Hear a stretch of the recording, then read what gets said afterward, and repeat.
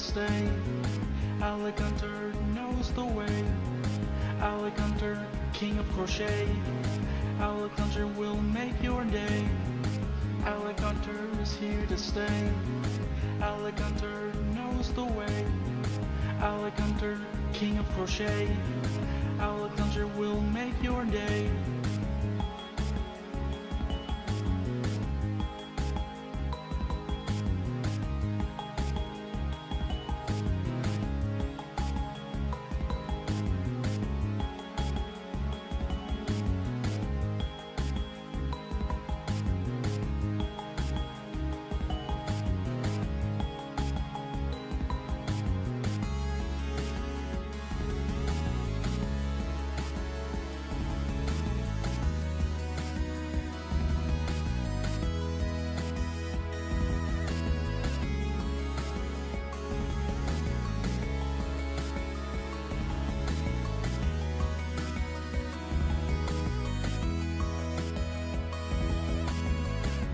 Rap about a man named Alec Hunter, tricking this girl and I straight up Alec stumped her. Holding crossbow like he's literally Alec Hunter. Passing a football, call this dude Alec Hunter. When he's doing bad, he is trash like Alec Dumpster. Wife is literally cheating, so Alec go confront her. Thinking about stuff he's doing and Alec wonder. Shooting lightning from his fingers like he's Alec Thunder. Alec Hunter is here to stay. Alec Hunter knows the way. Alec Hunter, king of crochet. Alec Hunter will make your day. Alec Hunter is here to stay. Alec Hunter knows the way. Alec Hunter, king of crochet. Alec Hunter will make your day.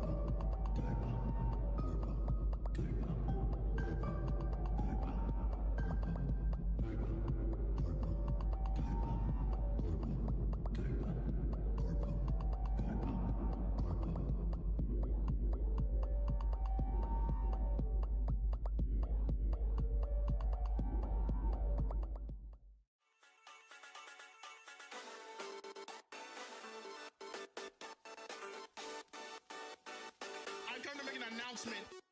Shadow the Hedgehog's a bitch-ass motherfucker. He pissed on my fucking wife. That's right. He took his hedgehog fucking quilly dick out and he pissed on my fucking wife. And he said his dick was this big.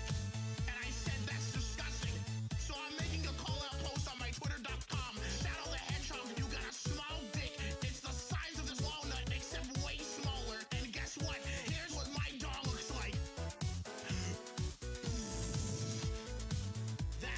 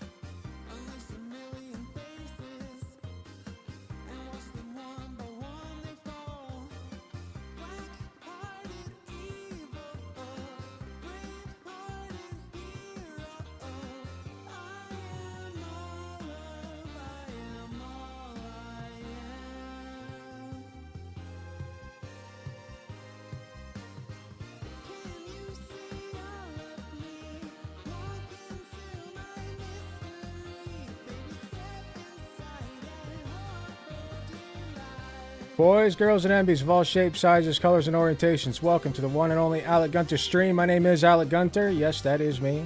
That is me in the flesh. Not where you are currently, but where I am, of course. Welcome in. Welcome in, Zoe, NB Powell, Frog Smoothie, WB Rooks, Kermit, Thorson. On the YouTube chat, we got Queen Laura. And then on the site chat, we got Queen Laura, Jazz Dog, Lady Nova, Plague Mercury.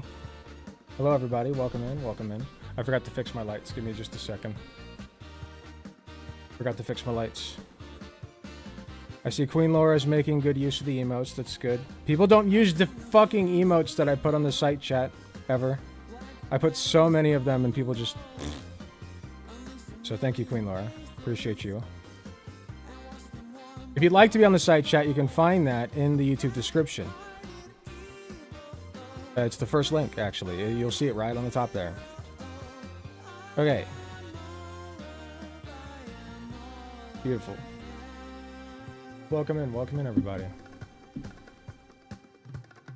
Hello, Frog Smoothie. Your Discord seems quite friendly. I like to think that it is. There are some shit posters there, but you know. You are, in fact, the Giga Stacy. It's very good. There's a lot. Oh yeah, I told you. Yes, I told you. There's a lot. I love... Okay, so when I stopped on Twitch because of what was going on, and for those who don't know, basically a while back, one of my close friends was sexually harassed on there, and Twitch refused to do anything about the user. So I was like, fuck Twitch, I don't need it. And I switched over to YouTube. And Twitch is going down the shitter anyway, I don't give a fuck. But anyway, what I like about Twitch is the emotes. That's like my favorite part. That's like Twitch. That's what makes Twitch. And so when I got my own site, I made sure to put all the emotes that I fucking could on there. I don't know why that one doesn't work the way that it's supposed to, Queen Laura. The Morb. Kick stream, yeah. We'll do the gambling stream one day, or I'll film myself going 90 miles an hour down a residential neighborhood and bowling over hordes of children trying to cross the street to get to preschool. When that happens, I'll go over to Kick.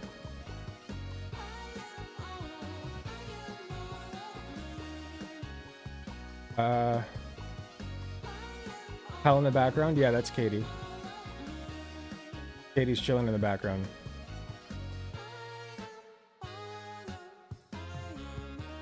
Yeah, when hell freezes over. Good to be here. I considered not streaming today just because things have been kind of busy lately. I've been trying to get a lot done. But then I was like, you know what? People give me money when I stream, and I kind of need money right now. So I'm going to stream. But more than that, I just felt like it. I don't know. I felt like coming on. So I'm not here out of obligation. I'm here because I would like to be here. We also had a lot of furries join recently. Hello, Goose President. Welcome. And Donovan. Welcome. I also had a lot of furries join recently due to the Brett Cooper video, which continues. Like, usually my videos like will taper off views in like 3 or 4 days. But the Brett Cooper one just keeps on racking up the views. And that's the one where Brett Cooper was going over, like, why furries, like, are a fetish or whatever. And I got told, like, well, yeah, you don't completely understand furries, but hey, at least you like us, you know? At least you're cool with us. And I was like, hell yeah. So, yeah, furries are cool. Like, I you know, respect the grind when it comes to their suits and such. So I was like, you know what? We're going to do a furry dedicated stream today. Is Cozy TV still alive, is it? Ew. I still don't understand why right-wing furries exist. Same reason that right-wing people of any minority demographic exist. I mean, you want to talk about, like, trans Nazis, man? They're something else. They are something else. 4chaners, usually basement dwellers. Like, I don't know what brain rot they have. But it's not good. It's not good. Yeah, right-wing gays. Right-wing people of any minority demographic or disenfranchised group, really. The leftist support for furries drew me more to the left. Yeah, I was in a server that kind of catered to sexual interests for a long time. And I met a lot of people there who were furries, trans, gay, whatever. And that's kind of how that's not the entire reason that I turned leftist, but it definitely helped, you know what I mean? Like, getting to know people who are different from you, right? And just being around them, rather than isolating yourself in a group of people that you already are like and you know, agree with everything. That's really how it happens. And that's why capitalists will try to hyper-isolate you, and conservatives try to hyper-isolate you and pit you against each other. That's why conservatives love to do the whole, the Palestinians want to throw gay people off of buildings shtick, right?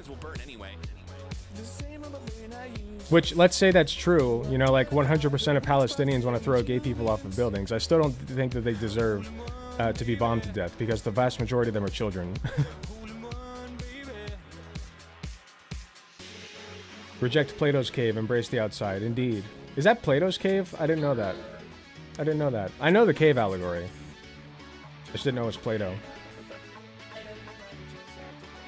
I didn't know that Plato Corp, TM, creator of the famous dough that you can play with, that is not to eat, but, you know, is not toxic if you eat it.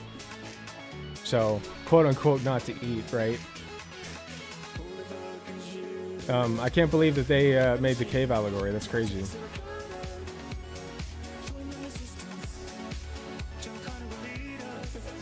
The crazy thing about Plato is they would make... So their logo was... Or sorry, their catchphrase... One of their catchphrases was fun to play with, not to eat. But then, like, every fucking product that they released was food items.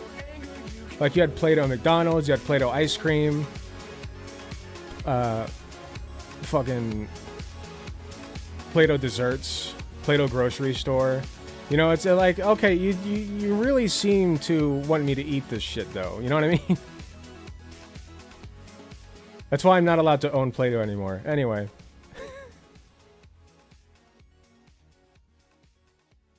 Made the dire mistake of posting chat logs on my Twitter, and it's been a non-stop shitstorm since. Really? The chat logs. Oh, you mean from Project 2025?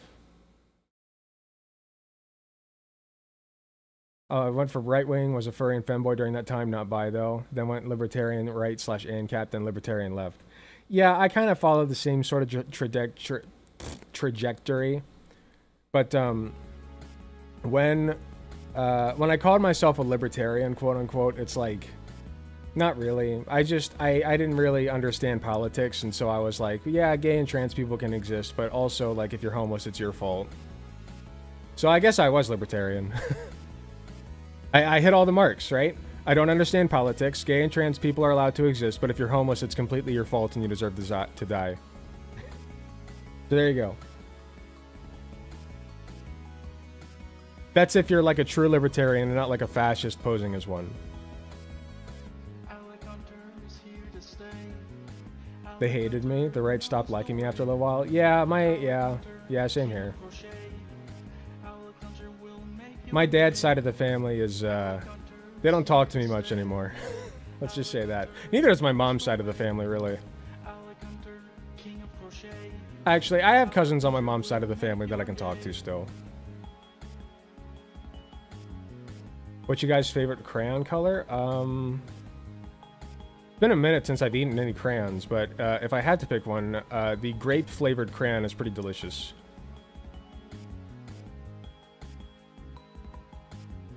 It also turns your poop a very pretty color.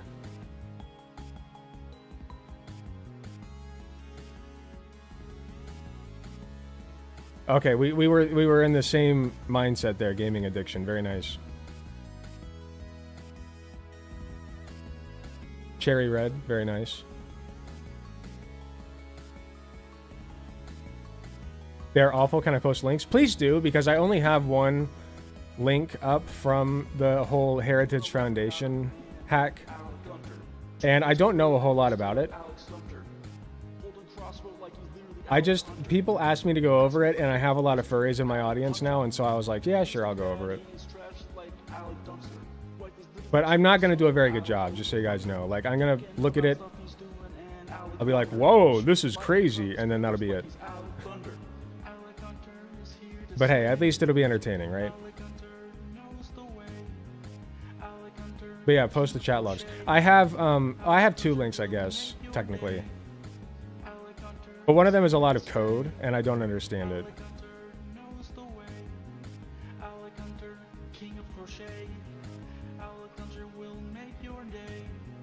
Like this person, Jackie Singh, was like, zipped file contains one single file, daily signal dev database new. This appears to be a combined set of exports from an SQL database. Here are the first lines. So like, I don't know what, okay, so let's see. Create table if not exists, attachment is. Like, unless she explains this.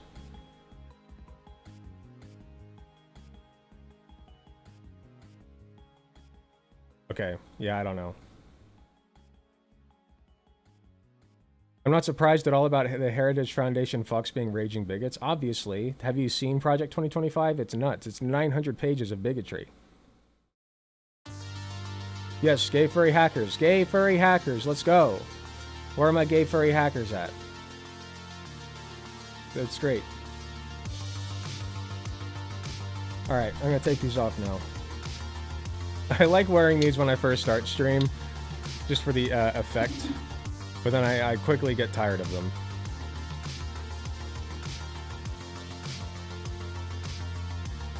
They practically scream their intentions from the mountaintops at this point. I agree. Just a gay furry, not a hacker. That sounds like an L to me.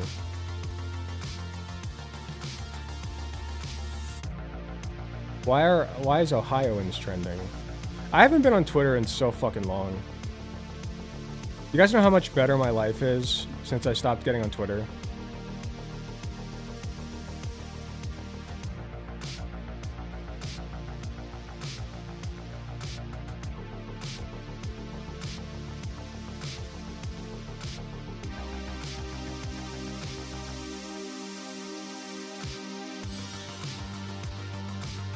I'll be a political streamer like you. I'll come around in a few years. Just wait for me. There you go. Do it. Hey, do it. More. Hey, guys, I encourage it. I literally will push your channel. If you ask me to push your channel, I will do it. Just do it appropriately. Like, come into my Discord, say that you want to have like a discussion with me, or you know, like, I'm trying to like figure out how to push smaller channels now. So if you want to start a YouTube and you haven't yet, and you're afraid of like not having any viewers, I just helped push what's his name? I can't remember. Shit, how did I get to 13,000 subscribers already? Holy shit, you guys are nuts. Roman Omen. Roman Omen, hold on. Here, we'll pull him up real quick. About the music. So here's the post. Community member in front of the show, Roman of Omen, will be beginning a stream in about 15 minutes. And then I go into who he is. If you don't remember or weren't around, Roman came on to talk about his fascist past, including how his house was raided by the FBI. He's a very interesting person, and I'm excited to see where his channel goes. I hung around for the first little bit of stream here. I'll move my... Of the American Nazi Party. Today, he is the founder and leader of an occult... So he was going over a video from, like, former peeps of his that he used to hang out with. And it's a video that probably not a lot of people have seen. He had a lot of technical issues, but once those were done, like, it was pretty interesting. Fascist organization known as the Universal Order. Manson is just one of a growing number of Americans who have joined the revolution of neo-Nazi Satanism. Live Talkback with best-selling author and commentator. Here, I'll link the VOD. You guys can go check it out on your free time. And subscribe. Go subscribe to Roman Omen. You're muted. You're muted, my man. There satanic. You go. It's not strictly satanic like the Satanic Temple, which is... Told you, technical difficulties. But it's left-leaning nowadays, but it does have this sort of like inner alt-right-esque culture. And you could refer to Dead Domain's documentary that they did about reacting to a reaction. How about meta. the Satanic Temple, you know. But you guys get the idea. So if you have a smaller channel, let me know in like Discord. I'm trying. I already made an announcement about it. I'm trying to like you know, get all my ducks in a row in a lot of ways. So bear with me. But if you bug me enough, I'll probably bring you on. Most radio voice I've heard in a while. He has a very nice voice. I just think that he needs to, if Roman of Omen is here, you can listen to the advice that I have. I think that he needs to project more. I think that it needs to come, this is rich coming from me, but I think it needs to come a little bit more from his chest rather than his throat. I actually need to work on that myself. If I speak more from my chest, it sounds like this, but I feel like this is a little bit too much. So I feel like this right here is fine. So I think that if he could, you know, just have a little bit of confidence, I think that he would be really, really good. But that was his first stream, so cut him some slack. But yeah, point being, definitely let me know in the Discord. Here, we'll start the music again.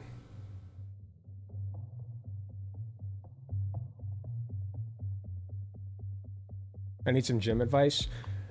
I mean, I can give you gym advice, but I'm telling you, like, I didn't go to the gym today. I meant to, and I didn't.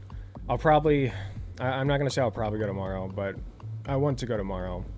I was trying to go 3 times this week. So if I can go tomorrow and Sunday, I count Sunday as the weekend, so I count that as this week. So if I can go tomorrow and Sunday, then we're good. It's just been rough.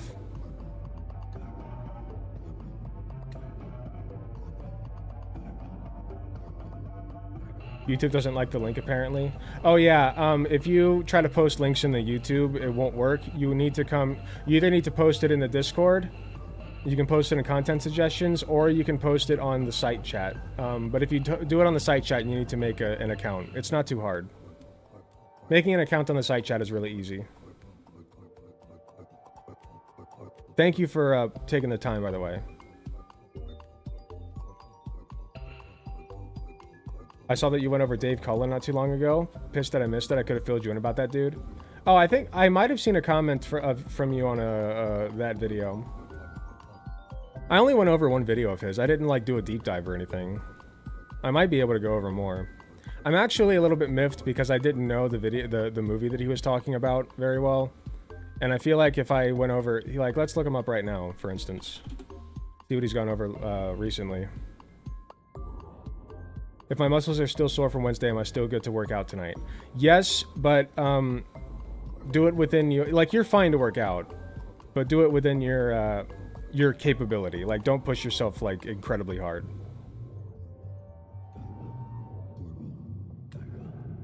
I used to go to the gym twice a day for a few weeks. Jesus Christ. A link on Discord? Excellent, thank you. Yeah, just drop it in content suggestions.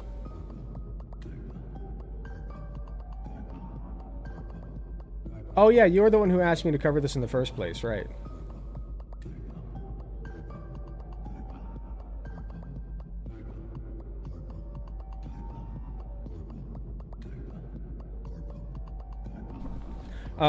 You guys want to see what I've been working on real quick before we get started?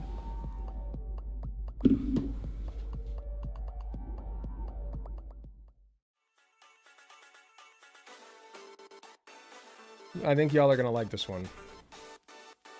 It's Jigglypuff.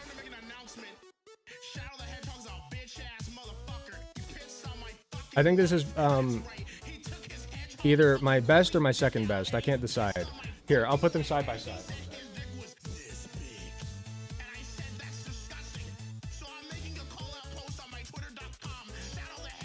So both of these dudes are still missing feet. Gengar's still missing his spikes. But once I get the feet done for Jigglypuff, he's good to go.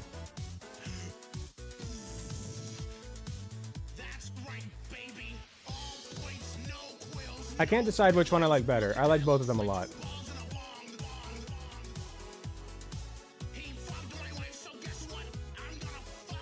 But Jigglypuff is actually trans-colored.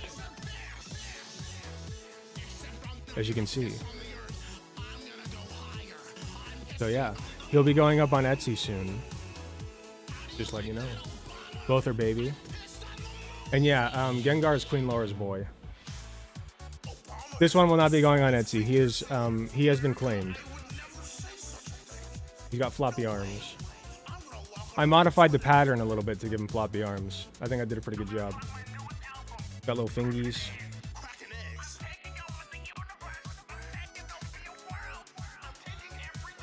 Love him so much. I'm glad that you do. I think I did a pretty decent job on him. I gotta give him spikes. And I'm gonna try to do it down his back because that's how it's supposed to be. But I might get impatient. And then legs. He still needs legs. But this one was not a commission, so this one will just be going up on Etsy. As soon as he's got feetsies. I love this one a lot, though. I think I did really good on this. Gengar or Haunter? Oh, it's Gengar. This one's Gengar. Haunter would have been a little bit more difficult just because he doesn't have any arms. He's only got hands. Thank you very much, Kitty Disc. Jiggly does indeed demand your soul.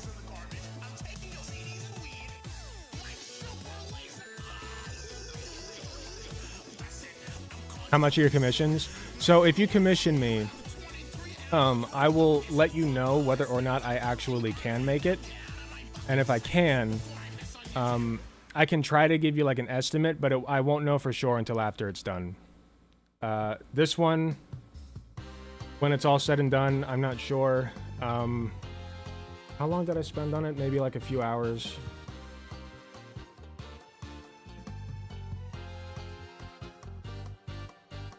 I would estimate like maybe between like 120 to 160 for this boy.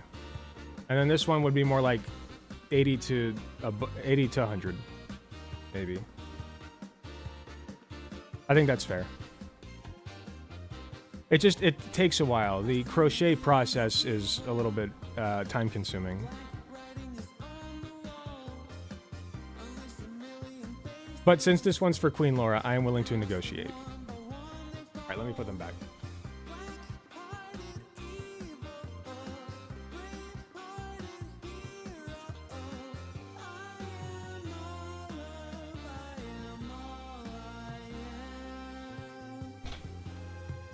Trying to think what I would want.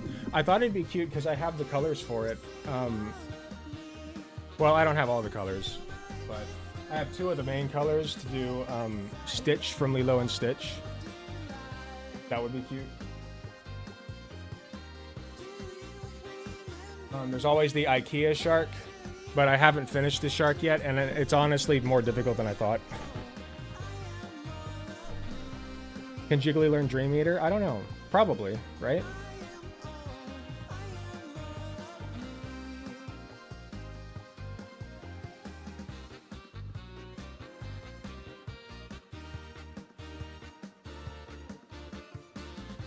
Pokemon that can learn Dream Eater. There you go, Jigglypuff. That would be a yes. What's up, Guitar Rocker? What age are your kitties and how much play do they demand? Milo is 11. Katie? Hey, Katie. You can't hear me. I think Milo's about 11. And Winry is 2 as of October. So she's about a little under 2 years old. And Winry demands a lot of play, and Milo just mostly demands cuddles. Hello, some MF named HAXSK. Welcome. I might just call you Hicks. I'm not sure. Or Hisk.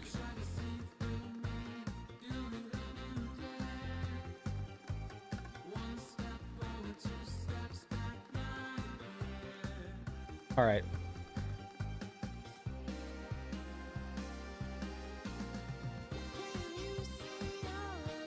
All right, cool. I got the logs up disk. Thank you.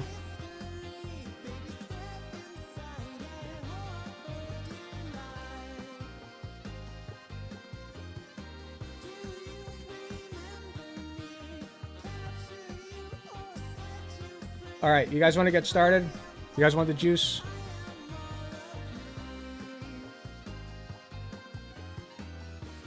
Have I missed anything? We are about to get started now, WB Rooks.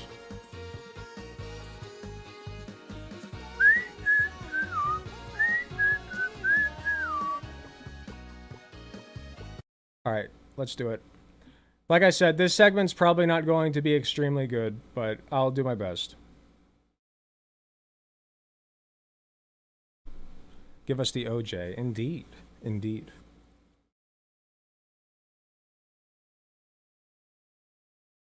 So, it's been a while since I've actually covered like any breaking news or anything like that. And while this didn't make like national headlines or anything, it certainly made the rounds on Twitter. So bear with me as I tried to do a not lazy react segment for a second. I don't know like incredibly much about the situation, but I know enough to know that apparently gay furries have hacked the Heritage Foundation. Now, what's the Heritage Foundation? Basically, they're a bunch of really bad people who came up with Project 2025 and, you know, pretend to be like a legitimate institution that does anti-trans research and such, and anti-gay research. So they're bad people. And they were just hacked by gay furries, which I think is pretty funny. So let's take a look at what we got going on here. I don't know, like I said, I don't know much about the situation, so I'm going to be learning with you guys, whether you're in the chat right now or on YouTube, watching after the fact. Final hack, and then it's got a little squiggle that the cute people like to use. Over the past 7 days, we have released a hack every day. From NATO to Israel, we attacked many. We have one more gift for you all. It's 1 minute till midnight, so I'll start the show, squiggle. We hacked the Heritage Foundation. And then it's got a little :3. Holy moly. The Heritage Foundation is a conservative think tank in America among the most influential public policy organizations.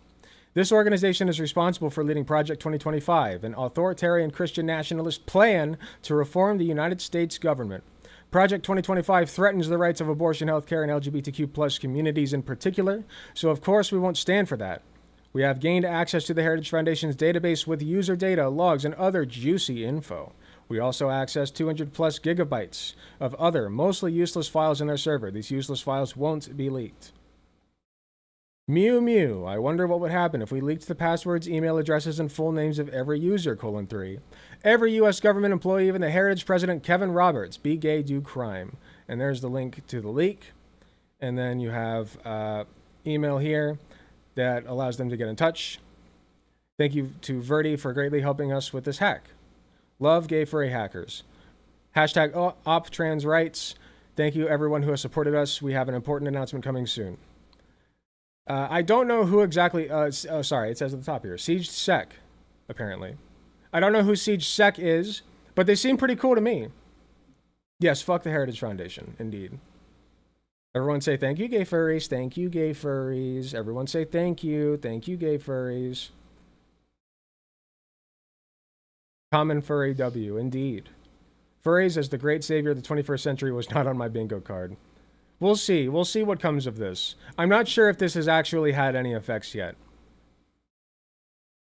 Okay, so the next thing I got, and I don't know any of what this is. Like, I scrolled through it and I'm like, this is nonsense to me. But we're going to try to see what we can glean out of it. This is from Jackie Singh, Hacking But Legal. I'm reviewing this alleged hack of the Heritage Foundation. I have identified very embarrassing data within this data set. Why so many Chinese IP addresses? Interesting. I actually don't know. I guess the implication, so I'm not entirely sure about the implication there. I guess it's just like interesting, you know, that, you know, people who claim to be so anti-China would have like Chinese IP addresses. I don't know if that's like at all relevant, but you know, it's interesting. So she says this, I believe this is a she, her. She says the zipped file contains one single file, daily-single_dev_database_new.sql. This appears to be a combined data set of exports from an SQL database. Here are the first lines, and you can see it here. I don't know exactly what any of this means, but if you do, you're more than welcome to take a look. While this is on screen, I'll go ahead and check chat. Furries are also really good writers. Seriously, Adastra is so good that the ending made me cry. That doesn't surprise me. Furry hackers have been super based the past few years. I think that's been on screen long enough. So if you're watching the YouTube video, you can pause it. I don't know what any of that means, but you're more than welcome to look at it for yourself. Jackie goes on, because this is a combined export, parentheses likely from the command line, of various tables, the file is not readable by a typical SQL editor and needs to be split into pieces to make it so. I'd rather just turn it into CSV chunks to start cleaning up the data set for further analysis. There are 215,000 lines or so in the WordPress comments table. As you can see, comment_author_IP is available, which is broadly useful to get a sense of where people posting replies to the Heritage blog are coming from in the world. Oh, interesting. Okay. I can understand that. So, a lot of the people from the Heritage Foundation blog are coming from China, which is interesting. It's just like they're supposed to be based in America, so I don't understand what's going on there. You know? After creating a CSV chunk with only the WP comments table, now I can view columns and extract their content as needed, blah, blah, blah, blah. I don't know what any of this means. Data set was a little dirty and hassle to clean up. Sample geolocations from the first 100 IPs. These are sorted low to high, and many Asia-based net blocks start with the number 1. Doxes bigots cutely, this story. Ooh, woo, doxes your... Dox is conservative. Dox is fascist. Ooh woo. Furry are good writers. I can testify, although biased. I'm sure they write fantastic. I mean, it's just like any other group of people, right? You got great writers, and then you have like your DeviantArt tier, like, you know, looks like it was written by 12-year-old type writers, but you know. China involved in far-right psyops in the US. Why am I not surprised? It is interesting, right? Because the right wing is claiming to be against China so heavily, and yet it seems like a lot of this is coming from China. So the call is coming from inside the house, my friends. Almost as if there's a conservatism problem in China. Yeah. Spies in the data set. Here's an example of the fun we can have here. Match suspicious comments to suspicious IP addresses. Here we have Clint, who asks, I am not sure who told you that, quote, space-based interceptors present the best option for a boost phase missile defense, end quote. Can you point me to a technical study? This Air Force XAF officer says the opposite is true, that space-based missile defense is not feasible. Links.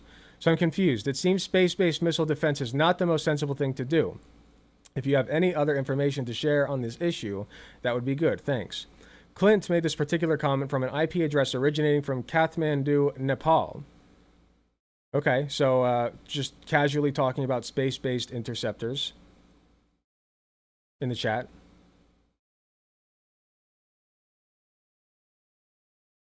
James Smith at diversity.com commented in 2011 during the Obama presidency, no, Grog help us. At this point, all sanity has been lost by the big O. However, Jim was located in Hong Kong. Now, isn't that interesting? Why would this guy be commenting on Heritage about U.S. politics? Doesn't look like he worked out of Hong Kong in the past. Possible, but weird, don't you think? He wasn't working at that company when the comment was supposedly posted. What's going on here? I have no idea. This is a bit too 5D chess for me, I'll be honest. But from what it looks like, it seems like there are outside influencers within the Heritage Foundation working toward their goals. Which is the opposite of what you'd expect, really, from an organization such as them. 69, nice. 0.5K email addresses present within the complete data set. You can find the link there. Linked below is a statistical breakdown of the domain names associated with all email addresses in the data set. Stacking and counting are basic analytical tools which can help analysts identify outliers. I don't know what that means. I don't know the relevance of this. Sorry.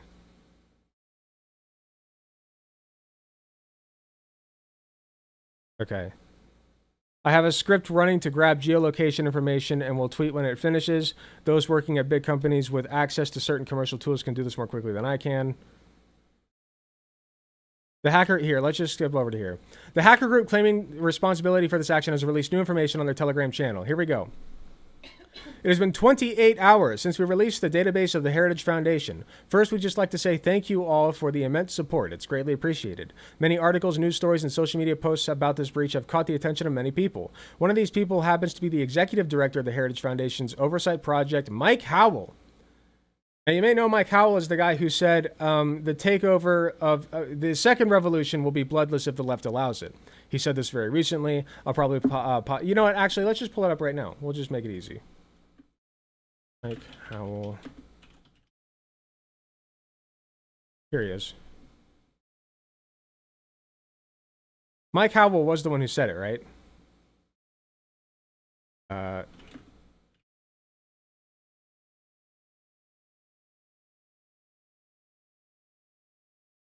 Think tank leader. I don't know if this is Mike Howell, but...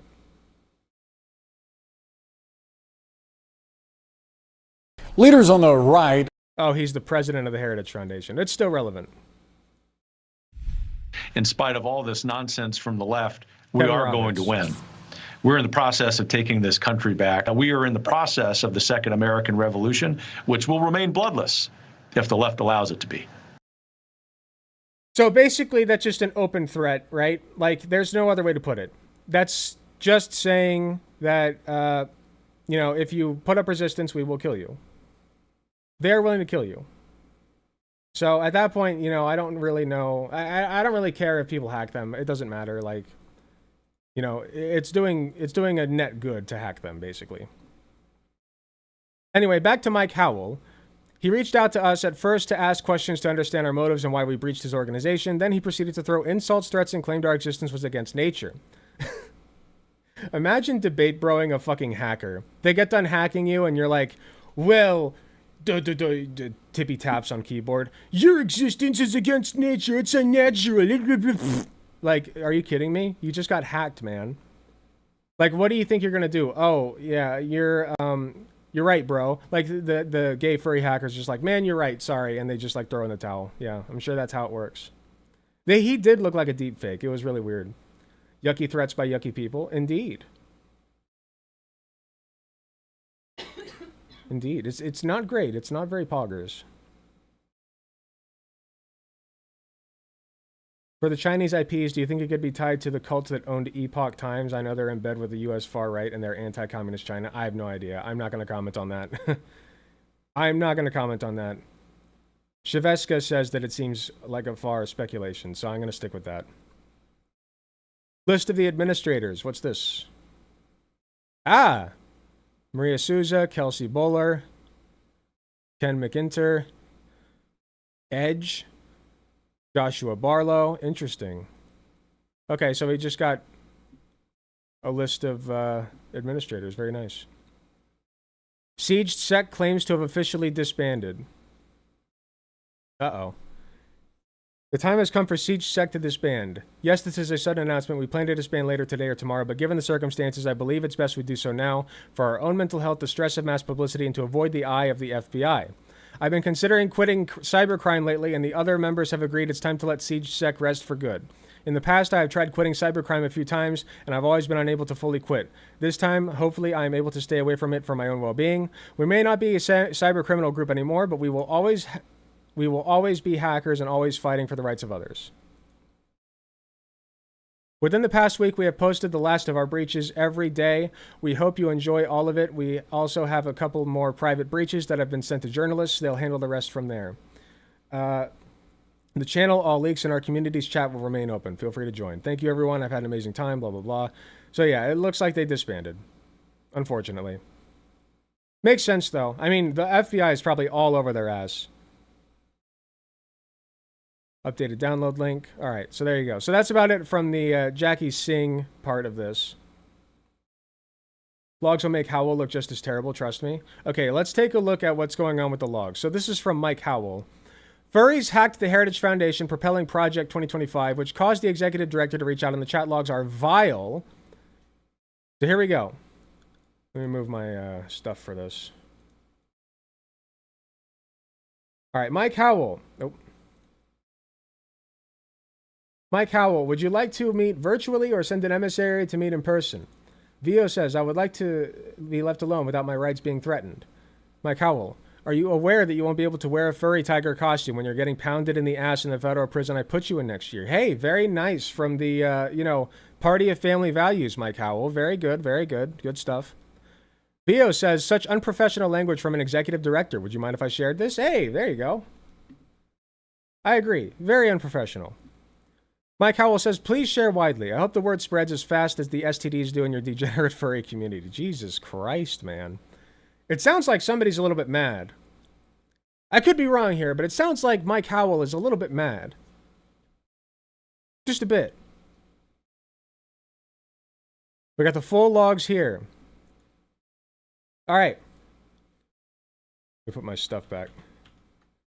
This is Mike Howell of the Heritage Foundation's Oversight Project. I'd like to chat. Would you be willing to have a call or some other means of communication? Vio says, hello. Unfortunately, I'm not able to call. I can only stick to text communication. If you have another platform that you'd prefer, I'm open to adapting how I can. Mike Howell says, this platform is fine. What is it that you are seeking or threatening? Vio says, we want to make a message and shine light on who exactly supports the Heritage Foundation. We don't want anything more than that, not money and not fame. We're strongly against Project 2025, and everything the Heritage Foundation stands for. Mike Howell says, that's why you hacked us, just for that? Vio says, yes, it should be obvious that's all we want based on our history as a hacktivist group. We don't seek money. Mike Howell says, okay, listen to me closely. We are in the process of identifying and outing members of your group. Reputations and lives will be destroyed. Closeted furries will be presented to the world for the degenerate perverts they are. Ugh, God. The only reason furries even need to be closeted is because of dipshits like this guy. You cannot hide. Your means are minuscule compared to mine. You now can either turn yourself in or you can cooperate. Vio says none of our members will be identified or outed by your organization built on hatred. The only ones deserving of a destroyed life are those within your organization. You want me to cooperate with what? Spreading misinformation and hatred? We won't turn against our own people. Whoa! That's a mic drop, baby. Very nice. Closeted furries, does he mean all of us? Like all 4+ million? Not everybody's closeted. Mike Howell says, your own people turned against nature. We will only accelerate the cycle. What do you mean turn against? If anything, they're going back to their roots, right? Because they're like returning to animal. I was going to say return to monkey, but you know, there's monkeys, there's dogs and wolves and cats and whatnot. I mean, I don't know. It seems like they're more natural than we are. Vio says nature has no defined set of rules, no authority, just like it should be. Humans can do what they want and yet choose to support an organization to harm innocent people. Why? How can you justify this to yourself, knowing you're threatening the rights and lives of other human lives? The people you hate could be anyone, your friend, your mom, your sibling. That's true. A lot of people don't realize until it's too late that like the very group of people that they've been ostracizing are within their own walls, right? And then, that causes all kinds of problems. Hopefully people change for the better, but that doesn't always happen. Mike Howell says, God created nature, and nature's laws are vicious. It is why you have to put on a perverted animal costume to satisfy your sexual deviances. It is why you are forced to hide like a coward. You violated our rights and broke the law. You have no standing to discuss such matters. Dog, I don't give a fuck about the Heritage Foundation's rights anymore. You can piss on it, dude. Your rights were forfeited when you proposed Project 2025. All right, sorry. Vio says the rights your org violates will be 10 times worse than any crime I've committed. You do not follow God if you use religion as a crutch to hate people. While I hide behind a screen to fight for my rights, you hide behind religion to attack the rights of others. I agree. And then we have the next part that we've already read. Furry costume, such unprofessional language. Please share widely. Vio says meow. Post an image of a cat. Mike Howell says bestiality is a weird sin. It shows you've gone a few clicks too far in trying to satiate your deviant appetite. Now, this is a common misconception. Furries are not engaging in bestiality, and as a group, I should say. Obviously, every group has those degenerate members who engage in bestiality. But, furries are just one of many groups that do such things. Okay? Or I should say, furries are one of many groups that have such members that do such things. You know, that happens in every group of people. Furries hate the zoophiles. I've seen it for myself, yeah. I've seen it. Vio, what's your opinion on Vor? Still hasn't answered that question. No, I don't think he has.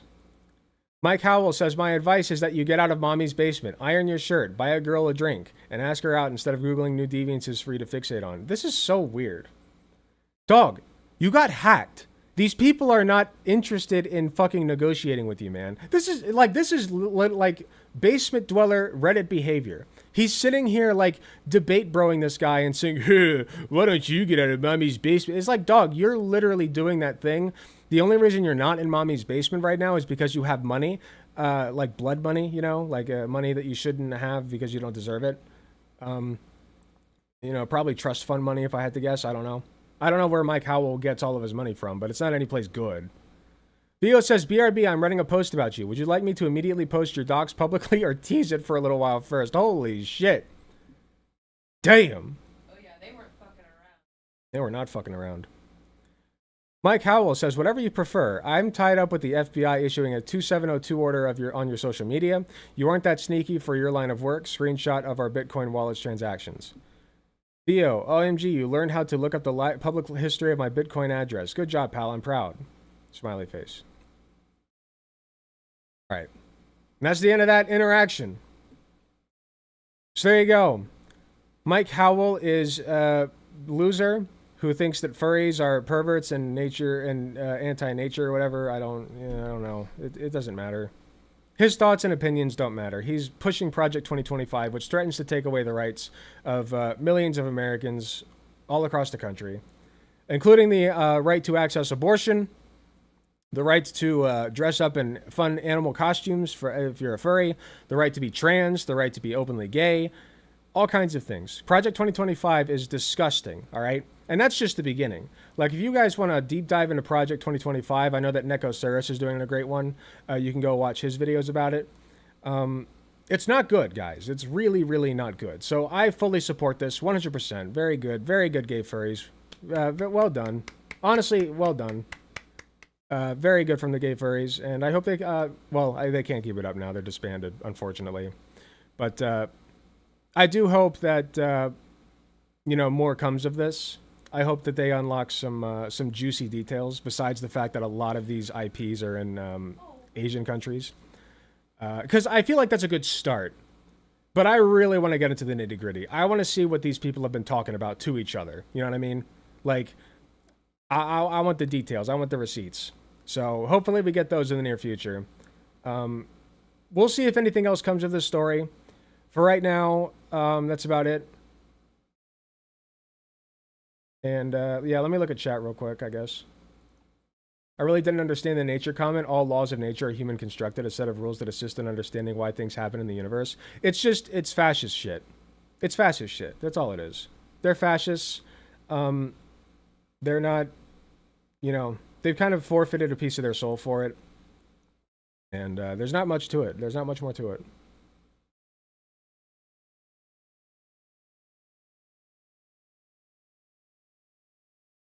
All right, we'll put a pin in that.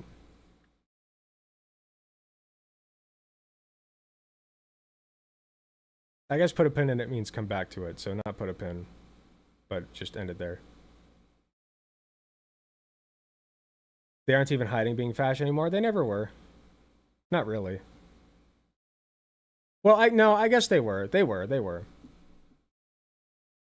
feel emboldened. The fascists feel emboldened. They feel like they don't have to hide it anymore. What I meant was, though, they were always fascists, which you never implied that they weren't, so. The laws of nature have been broken before, happens all the time, but that doesn't mean that nature violates natural law. Nature hasn't changed, only our understanding. Thanks for going over it. Yeah, of course, no problem. Bye, Donovan. Thanks for being here. Appreciate you.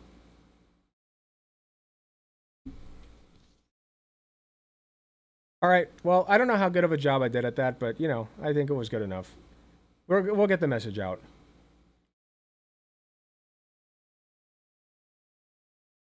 It'll be good for the algorithm. This is big news. Big news. It's big news. The biggest news. It's gonna be big. Big furry ass. I like big furry ass that's right at you. I'm Donald Trump. I don't know where that came from.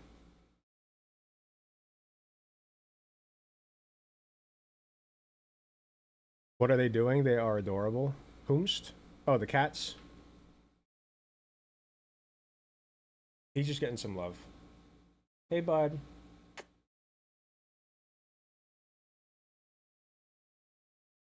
I bring him closer for his.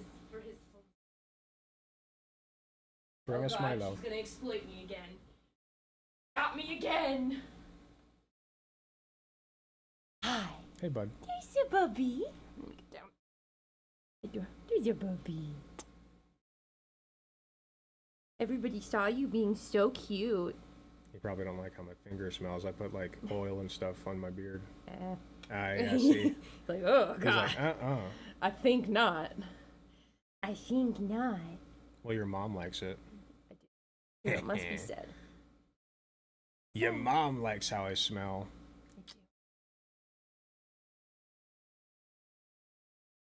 The baby. All right, I put you down now. Aw, thanks, Laura. He loves you too. Yeah. Did you see, oh gosh. There's oh, never mind. It is right there. You must have read it and I missed it. Okay, because I was about to say there's a part of those leaks where he's like, how do you feel about being assaulted in prison? Because I'm going to send you to prison and you'll get assaulted. And it's Yeah, like, yeah. oh! It's crazy, man. How wonderful. Mike what Howell. What a wonderful, well-adjusted human being. One of the leaders of the party of family values, right? Oh yeah, definitely. Because I want a family, and I know something that I'm going to teach my children is that if someone disagrees with you, and you're talking to them, telling them that you're going to put them in prison, and you hope that while they're in prison that they're hurt in horrible, awful ways. That's how you function in society, in the world. Oh yeah. Yeah, I wonder how they feel about the Jan 6 insurrectionists being in prison. True. Right? Which, Yeah. for the record, I'm a prison abolitionist in the sense that, like, there should be areas that, you know, separate dangerous criminals from broader society. But the current prison system is so abhorrent that, like, I am fine calling myself a complete abolitionist because the system just needs to be completely deconstructed and rebuilt from the ground up. Oh, is it a fuzzy? Yeah, got it. Gotcha. There have been a lot of fuzzies in the house. There have been fuzzies all over our house Yeah. because of his crocheting, which I don't mind because I knit, so I feel like it complements well. I knit, he crochets. And as you can see, or as you have seen, the beautiful chair of Pokemon plushies. Yeah, the chair is completely full of plushies. It is. It is. Oh wait, I forgot that. Yeah, the camera's up there, right. baby. Well, I was using this one for a little bit. Oh. He has played a little Disco Elysium on stream. Yeah, I have. It's just been a minute. Yeah. I thought about starting it again, but I keep starting and restarting it. Queen Laura is getting the Gengar, right? Or she said yes. Yes. Yes. Okay. Queen Laura's getting the Gengar. I wanted to make sure that was the one she was talking about because she was like, "I'm so ready," and I was like, and I was about to say while he was making it, he came in our bedroom while I was just chilling and like yeeted it at me a little bit, and I was like, "Oh, perfect." He's very huggable, very friend-shaped. Does he look a little evil? Yes, but he's wonderful. He's great. He's great. He's great. He's great. Ashley Babbitt. Oh yeah, yeah. I don't know that name. She died during Jan 6th. Oh. She was one of the insurrectionists and she got shot. Oh, that one. Yeah. Okay. Yeah, they were all about, they were against police brutality when Ashley Babbitt went down. Which, for the record, I don't think Ashley Babbitt should have died that day, okay? No. That should not have happened. That should not have happened. The circumstances leading up to Jan 6 should have never happened, but even during the insurrection, you could make an argument that the police were using excess force in that circumstance. Yeah. He's just a little scamp. I have a Absolutely, question. he is. The older one, no, is not the mommy of the younger one. No. They are adopted siblings. Yes. So I found Milo when I was 16 because I was working at the library for my part-time job, and one of my coworkers found him in her car, and I proceeded to beg and plead and cry with my parents, who were like, we already have a cat, we can't have another one, for about 4 hours after the end of my shift. And then finally, my dad, who was kind of the final word on the matter, was like, fine, okay, you have to take him to the vet, and if he has fleas, we're not keeping him. And I was like, yes. Took him to the vet, he didn't have fleas, and he's been mine ever since. And he's 11 now, the big boy. Jazz Dog, the best place to contact me is Discord for that. Thank you. Yeah, sorry, I wanted to let him get to that question. And then Winry was adopted from the animal shelter, but we found her in a pet store up the street from us because we wanted to get some stuff for Milo. And we walk over to the, hi buddy, and we walk over to this little like cage play area where like cats from the animal shelter are. And he looked at me and he was like, don't get any ideas. And I said, it's fine, I'll be fine. We go over, there's this little tabby kitten in there. And the lovely person at the counter says, hey, she really likes people, do you want to hold her? And I was like, oh, yes, I'd love to hold her. And Alec again looks at me and says, don't get any ideas. And so I take her out and I'm like, hi baby. And I give her pets and scritches and everything. And I'm like, do you want to hold her? And he turns and he takes her from me, looks at her for 2 seconds in silence, and then just says, oh no. And I was like, and it wasn't my fault. I didn't do this. This was not me. He warned me twice and I was not the cause. I've done nothing wrong ever in my life. And then we adopted her. The only thing I regret is that she gets really annoying. So I could have told you that was going to happen. Fair enough. Anyway, okay. I've taken up enough of our time. Oh, you're good. Oh God, I nearly hit No the worries. microphone with my face. Don't hurt yourself. Or my microphone. You can't deny the daughter. She's pretty great. She's a little goofball. She's always trying to play, constantly.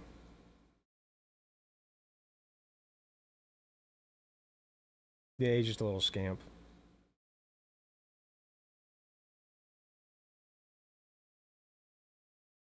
All right, let me get set up for the next segment. We'll jump right into it.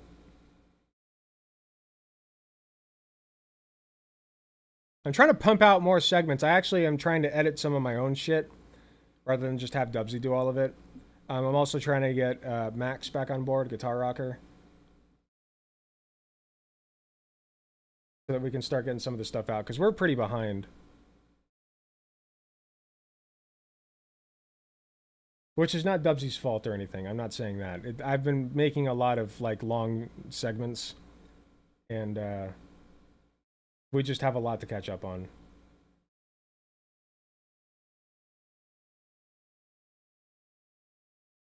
And also, it's good money.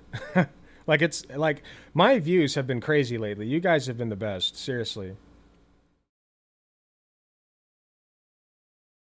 Like, I'm pulling in 18 fucking thousand on the Brett Cooper Furries video. Insane. Still going up. Like, it's nuts. I don't even know why. I feel like I'm not that smart or that entertaining, but... Well, I'm not trying to denigrate myself, but I feel like I'm not special is basically what I'm saying. But apparently people like me, so, you know, I'll take it.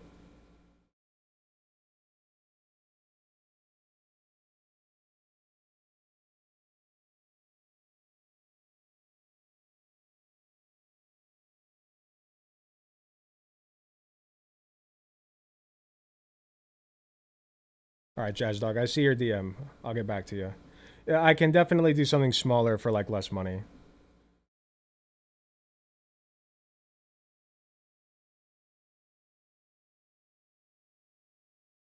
Yeah, lots of furries. Turns out, you know, when you treat people like they're fucking human beings,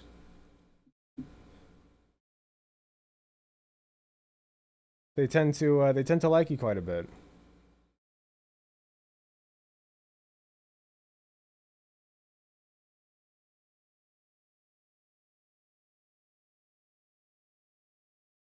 All right, I'm going to take a brief...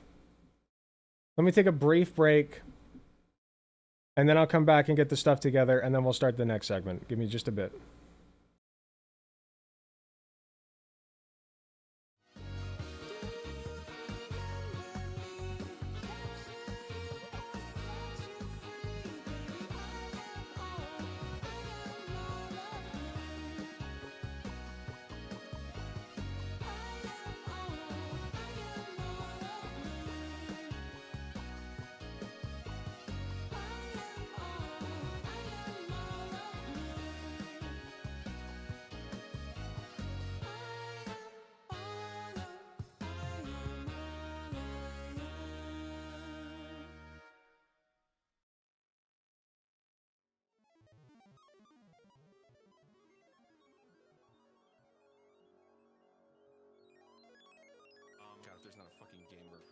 this episode. I'm gonna be so fucking mad.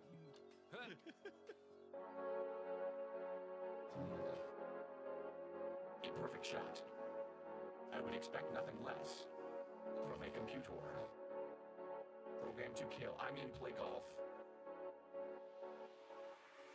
Let's begin objective A. Fool the humans into thinking you're real. Trick the humans with inferior skill, even though you could win every time. I guess I can use my computer brain to calculate the angles at which to hit the ball, get a perfect shot. Hit the ball, get a perfect shot. Primary objective, fool them all. Holy fucking shit. You're a perfect machine. Protects the recorder. Join the resistance. John Connor will lead us. We just have to wait for him to be born. Holy fucking shit. You're a perfect machine. Don't have that Terminator to do it for you. Shit, shit. Fuck my life. Fuck my life. In your anger, you killed her. You fucked it up, objective B. Kill all human. Kill all human. That wasn't fair because I didn't know it would be too hard. It was almost motherfucking perfect. Just hit it as hard as you can. This is practice for when you're decapitating humans. Decapitating humans. No one will be alive to see it. Full blast again. My God, they'll kill us all. Holy fucking shit. You're a perfect machine. Protects the recorder. Join the resistance. John Connor will lead us. We just have to wait for him to be born. Holy fucking shit. You're a perfect machine. Don't have to Terminator to do it for you. Shit, shit. Fuck my life. Fuck my life. In your anger, you killed her. Holy shit, I really fucked up there. Didn't know it would be too hard. Not even moving your feet. You didn't do that with a cheat. If I used 100% of my robot strength, I would have decimated it. All humans will burn anyway. The same on the brain I use to identify the weak spots in humans. Hole in one, baby. Hole in one, baby.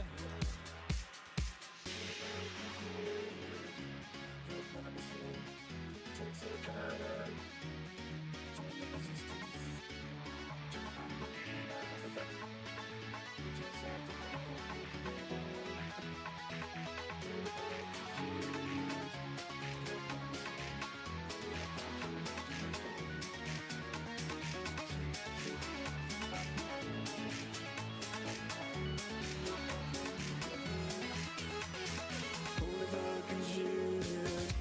You're a perfect machine. Protects the recorder. Join the resistance. John Connor will lead us. We just have to wait for him to be born. Holy fucking shit. You're a perfect machine. Don't have to Terminator to do it for you. Shit, shit. Fuck my life. Fuck my life. In your anger, you killed her.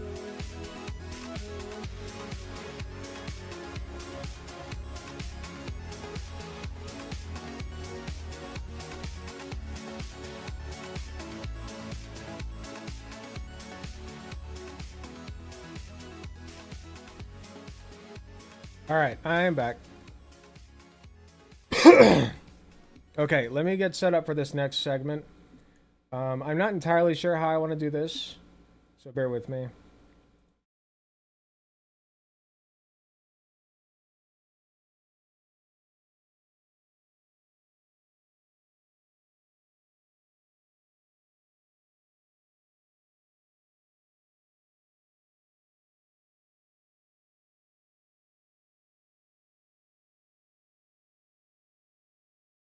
Okay. We're gonna wing it. And no, you don't sound parasocial at all, Jazz Dog. I really appreciate that. Thank you very much.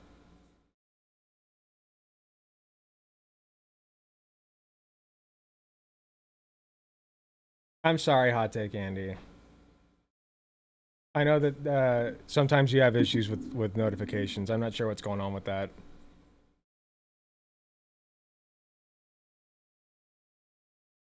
Pup Mask President, let's go. I agree, Queen Laura.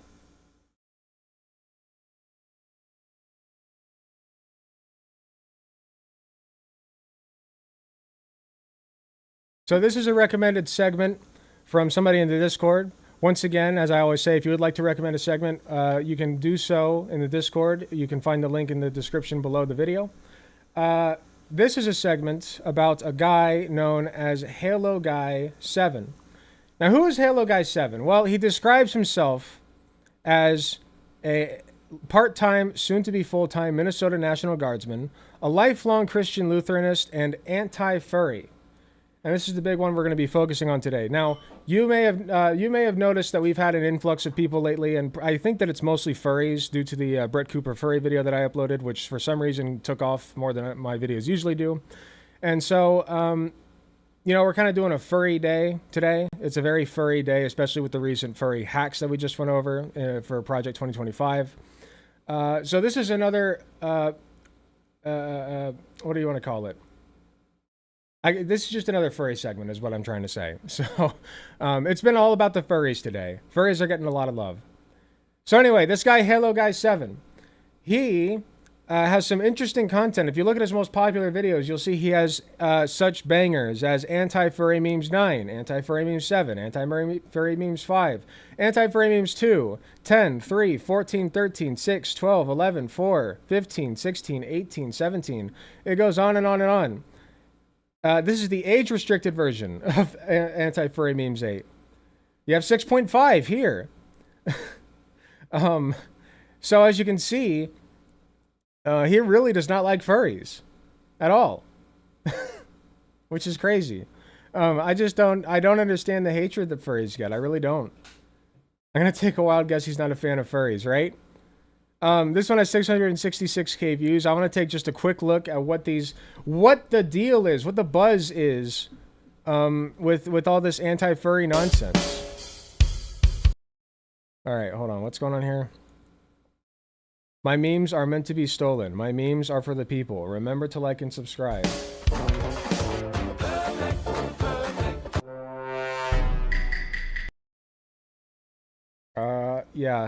No. Stupid. Furries when I burn their house down.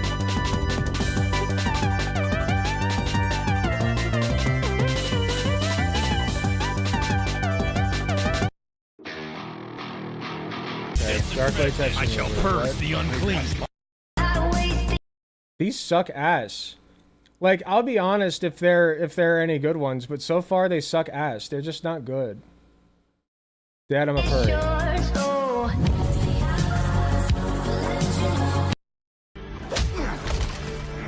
You when you find out your homie became a furry. This is what I like to call the plug and play meme. You can basically put almost anything at the top, and then the bottom is just a GIF or video of something. Like, you could put almost anything like, you could take the same video, put almost anything at the top, or you could take the top and put almost anything at the bottom, and it would still make sense. Also, I don't know if these songs are going to get me copyright struck. You die. Ah, that's a lot of baloney. Not to numb me. Wigglies, wigglies, wigglies, wigglies, wigglies, wigglies. No, no, Poro, back off. Back off, buddy. Become my host. To just kill themselves. This fandom isn't all what the haters think, though. It's about love, that's cute. creativity, skills, talent, care, and a whole lot more. Listen, this is not my thing, okay? But you cannot deny that this takes talent. Like, this is all flat fucking paper. Look at this. Look at this. That's incredible. That's amazing. Kudos to this person. We aren't just people who dress up as these characters all the time. We all still have feelings and problems going on, too, in life. Shut the fuck up. No one cares. Know your fucking place. Wow, I've never seen that one. That's pretty good. I've never seen that particular. That's really well, it exists. But anyway, So you kind of got a taste of what's going on in this guy's head, like constantly. I can't believe, how many did he make? At least 19, right?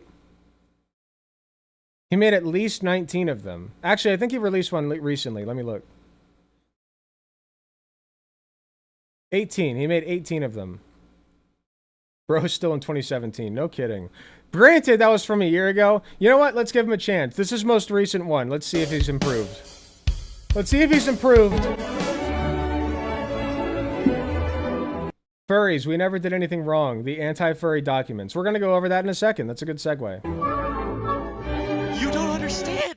The game is about fascism being evil. You aren't actually supposed to support Super. Shut the fucking robot!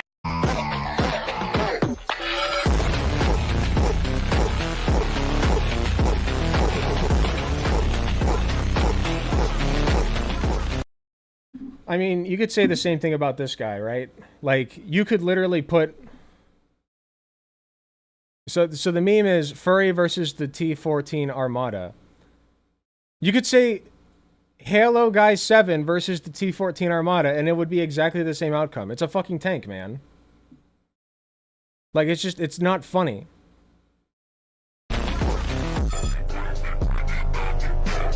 Me and the boys hunting down the furries during the Halloween party. This is capture or kill.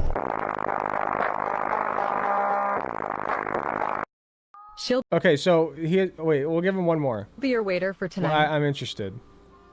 Damn, shut. I'm kind of down bad for Cowgirl here. Not gonna lie, I'm kind of down bad for Delilah. That's I don't know. Listen. Listen, I'm not a furry, okay? Listen, I'm not a furry. I'd be honest if I was, but I'm just saying, Delilah can get it. Damn, shutty obese. Shut the f up. If you're as fat as that. Hey, obese people, rise up, okay? Who fucking cares? Character, the only thing that needs shutting is your mouth. Save some food for the starving. Save some stupidity for the rest of us. You're hogging it all. Speaking of hogs. Oh, wow. Who made you so violent? I wonder, okay. How much money would you bet that he's going to do at least 2 more basketball dunks? It's not even a matter of which meme he's going to use. It's just how many more? At least 2 more, right? Let's see. Good Lord, go back to doing your homework. Violent. The only thing in harm's way is your blood pressure. Okay, there's one. Do you think you're being funny? Like, genuinely? The only one laughing is your mate. Yeah, we turned it into a game. We gamified gamified it. In bad taste. Probably unfamiliar with the description. We got a vote for 3. Okay, so that's 2. We got 1 for 3. We got 1 for 4. As if you know the least bit about fruit. Okay, that was 3. Whoever said 3, you win. Wait, this is just like a gay people meme, isn't it? Like, this isn't even a furry thing necessarily. This is just like a gay meme. Skywalker, there are too many of them. Oh my god, you're just ripping shit. Okay, this is stupid, man. These memes suck ass. You have not improved at all. Alright, so that's a little bit of taste of what's going on there. Now, I offered, right, to talk to this guy, you know, just to get an idea of what's going on. He ended up, like, I joined his Discord. He ended up putting me in, like, the trash section of his Discord, so I can't say anything. And then I DM'd him, and he never got back to me, so I don't feel bad going over this stuff. I gave him a chance to talk, and I just wanted to know what's going on in his head, man. Because, this, right here, it's called the Anti-Furry Docs. D-O-C-S, not D-O-X. The Anti-Furry Docs, right? And, it's very long. How many pages? It doesn't say how many pages, but it's a lot of pages. All right. It says, we welcome your input. Please contact us with any comments, questions, or suggestions at haloguy7777777 at gmail.com. Halo spelled with an 0 instead of an O, of course. Yeah, very, very professional business email. Very good. Maybe I'll email him. Maybe he's not on Discord anymore and I need to email him. Maybe that's what it is. Who knows? Document layout. Now, we're not going to go over all of this. I just want to go over a little bit of... let me speedrun debunking this. Sure, why not? I just want to go over the highlights because this is all garbage. All of this is going to be straight doo-doo ass garbage, doo-doo poo-poo shit, okay? And it's not worth my time or my consideration. But just to say that we did, we'll go over a little bit of it. Document is laid out in sections with their respective subsections, all full of sources that have been looked through and accepted by the wider audience. Using the sidebar to the left allows for much easier searching of specific topics. The anti-furry statement. We are not there to spread hate or to bully those to their downfall. It's clearly not by the memes that we just watched, right? That were just literal death threats. They weren't funny at all. They're just death threats. But hey, we are there to help them see the wrong in what they are getting into and to show them a brighter future that they can have. See, this is what I don't like. If you're just going to hate furries, just own it. Just own it, man. This is pussy shit. This right here, this all is pussy shit. You do not give a fuck about the furries or their well-being. You don't care about them changing, anything like that. In fact, your life would be worse without them. You know why? Because you wouldn't have a 666,000 view video. You understand that, right? Like, this is a classic, like the South Park episode where Kyle goes away and then Cartman gets upset because he doesn't have the Jew to hate on anymore. It's the same thing. It's exactly the same thing. Like, furries are a necessary part of your life. I hope you understand that. Anti-furries. Anti-furries are a group of individuals who seek to turn furries away from the furry community by making them see the wrong in the community that they may not have been aware of. They do this through various forms of media or interaction throughout the community. This is a run-on sentence, buddy. You gotta learn how punctuation works, especially if you want people to take you seriously. History of anti-furries. The earliest anti-furries can be traced back to the various Usenet sites, chat rooms. In 1998, this man's done his research, man. Over a decade after furries began sprouting as a topic in the mid-1980s. However, earlier examples may be unknown due to the mass loss of old web services to the rapidly expanding modern internet. What is this? Google, groups.google.com. Hold on. Fucking virus.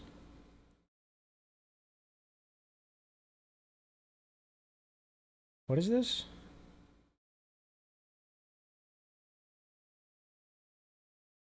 Keeping one step ahead of the persecutor within. Ballad of a resurrected, spelled wrong, rabbi. OR, don't, question mark, come back with stories untold of.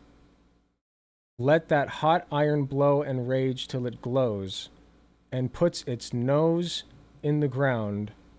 Nose spelled wrong. Raving pink.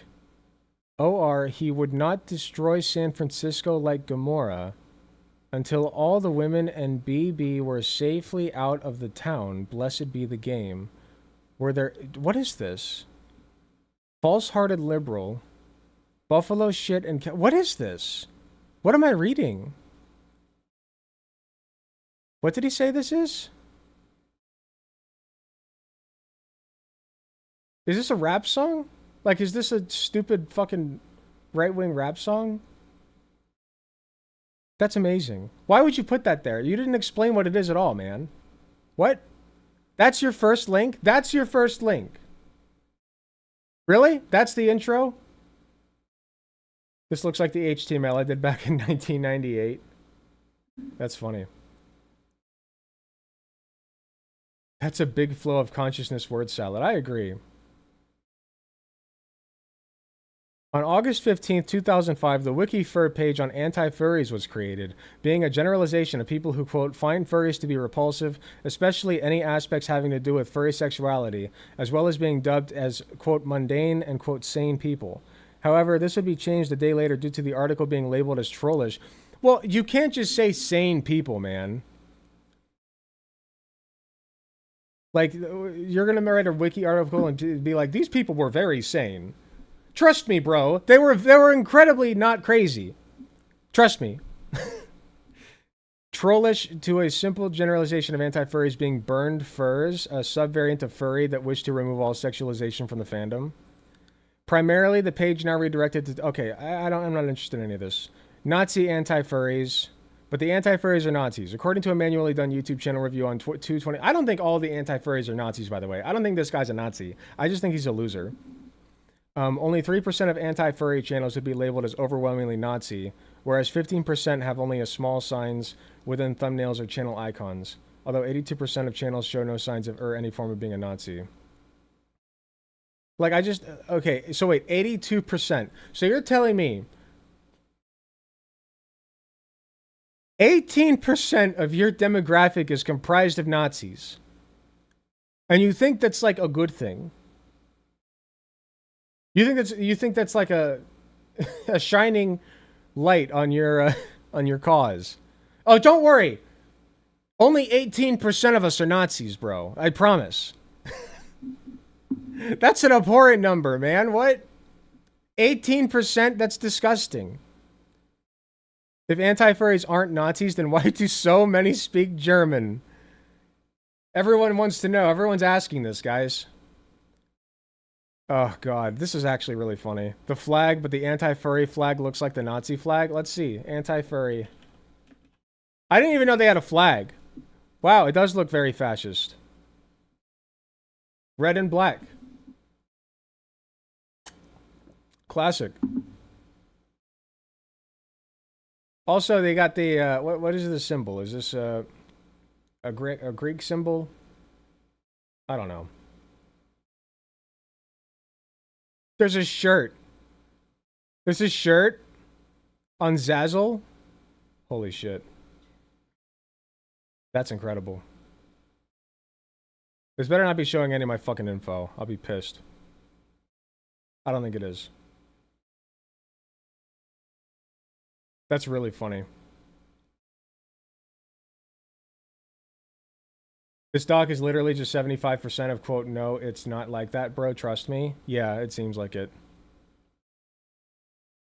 I can't believe he wasted so much time on this. What are furries?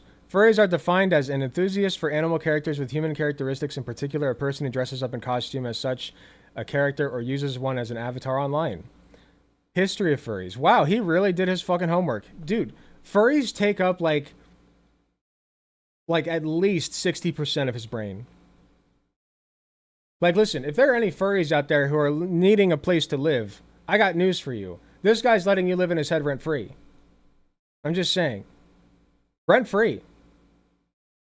You got start of the fandom, maturing of the fandom, the spread into the web, modernization of the fandom, Nazi furries. It has been known for years that furries have an extensive internal Nazi issue. I wonder if 18% of them are Nazis. What do you guys think? 18%? Like, obviously there are Nazi furries, but there's Nazis within every demographic. There's trans Nazis, you know? There's femboy Nazis. Femboy Nazis are fucking wild, man. Free real estate. It's the furry five-paw symbol? Oh, gotcha, okay. Nazis still accepted. Depression. Furries are comparatively more likely to be subject to predatory online tactics than non-furries. That's a point against you, man. You're part of the predatory online tactics. You're bullying them. You're bullying them. You're, like, threatening them with death and shit. Like, what? Zoophilia. So we've already gone over this. This is probably the most common one that they get hit with, the furries, is zoophilia. Bestiality, or as it is more commonly referred to, zoophilia, is a sexual bias towards animals that are not of human specification, such as dogs, cats, etc. It has been a major controversy in the furry community throughout its existence due to its similar nature to the anthropomorphic animals commonly found in sexual themes throughout the furry community. Yeah, similar nature. Okay? Guess what? People act like animals too during sexual play. Okay? As long as it's between consenting adults, I don't give a fuck if you want to pretend to be a dog or pretend that your partner is a dog. It doesn't matter. Because you're doing it between consenting adults. Okay? If you want to fuck a human who is acting like a dog, that's fine. If you want to fuck a dog, seek help. There's a very strict difference there. If you want to fuck a person in a dog costume, go wild. Literally. Who cares? Wait, that's it on zoophilia? Or no, this is all zoophilia. Sociology of furry fandom. 2% of respondents stated they were zoophiles, as opposed to 18% of Nazis, right?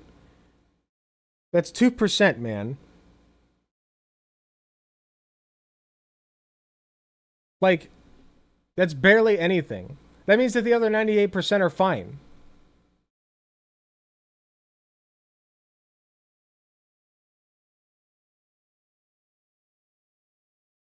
17%, 18%, 13%. Male furries, 46.7%. What is this one? Yeah, fine. The furry phenomenon, characterizing sexual orientation, sexual motivation, and erotic target identity inversions in male furries.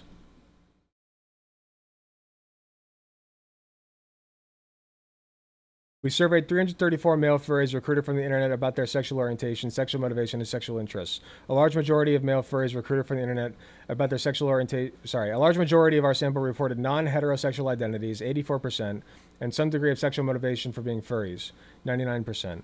Male furries are... Well, I think that this needs some delving into. Because if you're a furry, usually you identify with an animal, right? With an animal persona. An anthropomorphic animal persona, I should specify. So if your idea of yourself is an anthropomorphized animal in this context, you are going to put yourself as an anthropomorphized animal into sexual contexts, just as a human does with their own body. You know? So there is some degree of sexual motivation for being a human as it stands. Like, it's literally, like, I don't understand this premise. Male furries also tended to report a pattern of sexual interests consistent with an ETII involving anthropomorphic animals. Both sexual attraction to anthropomorphic animals and sexual arousal by fantasizing about being anthropomorphic animals are nearly universal.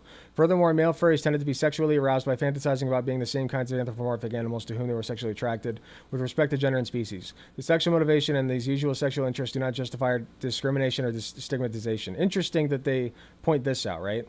And it also doesn't say anywhere in this abstract, which I feel would be very important to mention, that they're attracted to actual animals.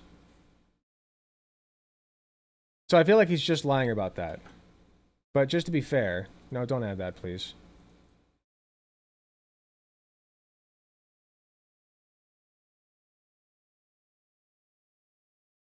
There's one mention of bestiality. Furries tend to be associated with unusual sexual interests or practice such as bestiality when described online by individuals who are not furries themselves. That's the only mention in this entire article. What's going on, man? What's going on with that? Sounds like you're lying. Oh, what happened? Oh, we gotta go back.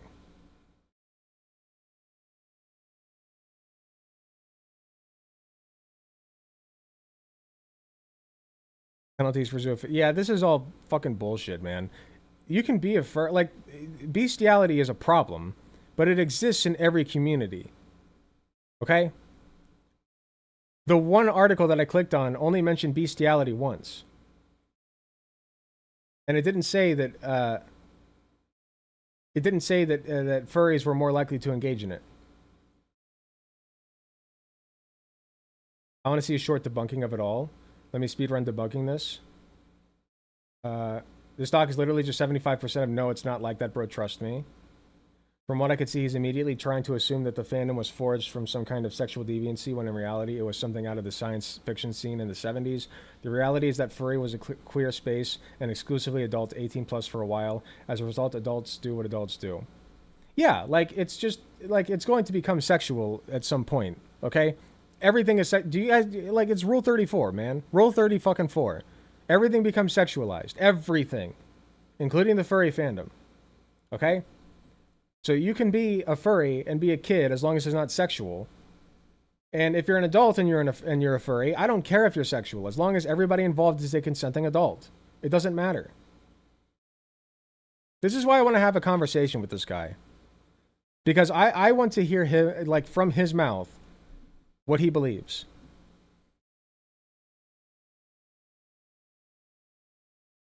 Made me fall for typing Trump 34 once. Nice. Did I say Trump 34? The furry con room parties are cool. I'm sure they are. I'm sure they're fine.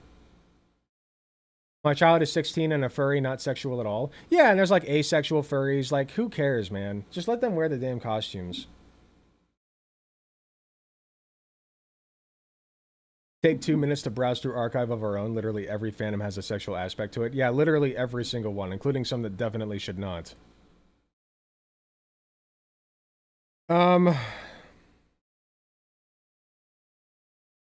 Yeah, like I said, I said in Discord to the person who posted this, like, I will pull this up and laugh at it for 5 minutes. Like, and it's been more than 5 minutes now. This is all bullshit. Man, Halo Guy 7, if you want to come on and talk about this, you know, and discuss your complete fucking obsession with the furry fandom, please come talk. Like, I just want to know what's going on inside your head. I need to know what makes you tick. Okay? So, invitation is still open. I Discord messaged you. You can email me at the allocator. It's TheAlececator @gmail.com.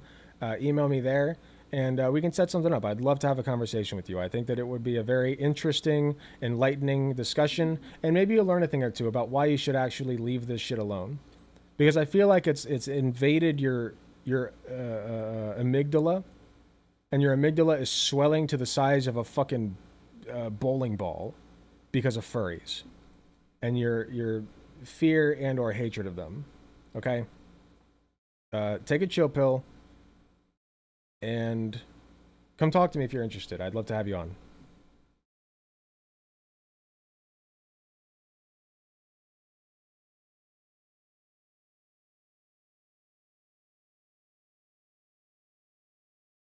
And that's that.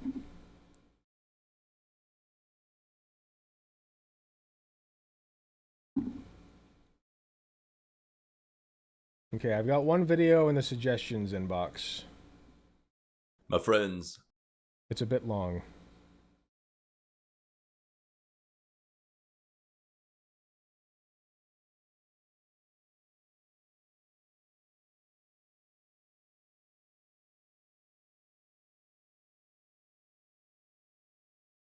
The furries I've had sex with have been better at fuck than the non-furries. Maybe these guys are just afraid of their own inadequacy. That's also a possibility. Halo 7 gives off similar vibes to closeted homophobes. Halo 7, it's okay to put on the cat ears and shove the foxtail butt plug in your ass.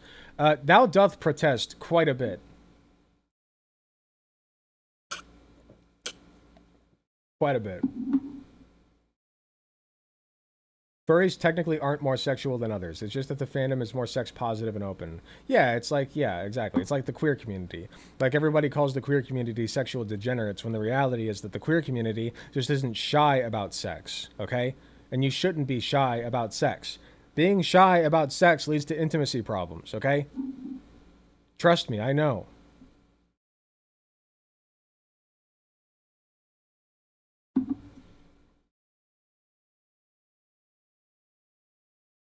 I'm a furry and I don't participate in the sexual side of the fandom. I just make art. Yeah, exactly. Sometimes you just make art. And also, it's not an indictment on people who do take part in the sexual aspect. Who cares? They're all consenting adults. Who actually gives a shit? Tell Katie her shirt is on point. She heard you. It's actually formerly my shirt. I outgrew it. I didn't steal it, by the way. This is one article of clothing that I was given of his own free will. Oh, yeah. I have stolen a sweatshirt, and I'm not giving it back. Yeah, she stole a sweatshirt, but not that shirt. I've said in the past that My Hero Academia is horrific taste, but to be fair, I did introduce Katie to it. And I did think that it was good. And I still think it's pretty good for what it is. I just think that One Piece is a masterpiece. I just think, I compare every anime to One Piece now. And, like, Full Metal Alchemist holds up. Mob Psycho holds up. I think that Spy X Family holds up in its own regard, but I don't think that's it's not because it's an artistic masterpiece or anything. I think it's just because it knows what it is and it does that very well. It's very fun and it's goofy and it's just very fun. I liked it a lot. I just think it's neat. One Punch Man is fan-fucking-tastic. I think One Punch Man, oh, you're not gonna like this. I think it's overrated. I said it. I think it's overrated. I think that Mob Psycho blows One Punch out of the water. I used to like One Punch Man a lot. I think it's got great fight scenes. I think that it is good at what it does. But I find Saitama horrifically boring. Which I know is the point. Like I said, it's good at what it does. Okay, but I think it's overrated. I think it's boring. Like, a lot of it is boring. Because you know that Saitama is just going to come in and beat the bad guy every time. And with Mob Psycho, you don't know that. You really don't know that. Like, you know, Mob can beat the enemy, but you don't know if he's going to. Because of who he is. He's too nice. Saitama is not too nice. He is kind of a dick, actually.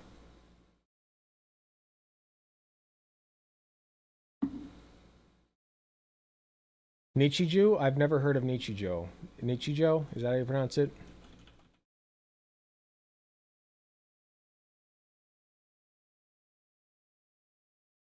Oh, I've seen these characters.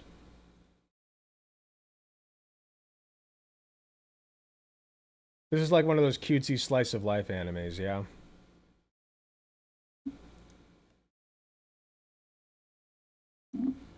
I watch One Punch Man for the rad side characters. Okay, yes, everybody watches One Punch Man for the rad side characters. The side characters are great. The side characters make the show, and that's very much on purpose. I know that Carmigula is playing the Elder Scrolls. It's shown me that like 7 times. What, do they keep restarting? Carmigula, figure your shit out. They can't get the mod pack working.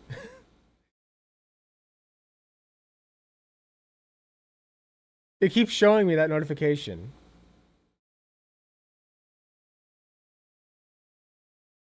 Many furries who are SFW, many furries just engage in the visual arts and write fiction. Many furries who dress up, but not nearly as many actually believe they're animals, which is still a very, very common argument. Yeah, like, they don't actually believe they're animals. I know, yeah. One Punch Man is overrated, but just saying that feels like anime blasphemy. It's overrated, I'm sorry. I think that Dragon Ball Z is overrated in some ways, but I think that it's earned its spot because it knows what it is. Like, it's just a power scaling fetish. Like, if you have a power scaling fetish, you're going to love Dragon Ball Z, which I used to have. And then I grew up, right? Then my frontal lobe developed. I do believe I'm an animal, and that animal is Homo sapien. I'm an animal, Homo sapien sapien. The main issue that I take with Dragon Ball Z is not even the power scaling, it's the Dragon Balls themselves. They're such a fucking cop-out. I cannot stand it. Like, I've ceased watching it because every time, they just bring the dead character back with the Dragon Balls. When Oda brings a dead character back, it's because he's Oda, and he can't stand killing off his characters. He just can't do it, man. And it kind of hurts the plot. Not gonna lie. You know? Mr. 2 should be dead. I said it. Mr. 2 should be dead. Bon Clay. He should be dead. And he's not. You know? If you're gonna kill off a character, commit to it.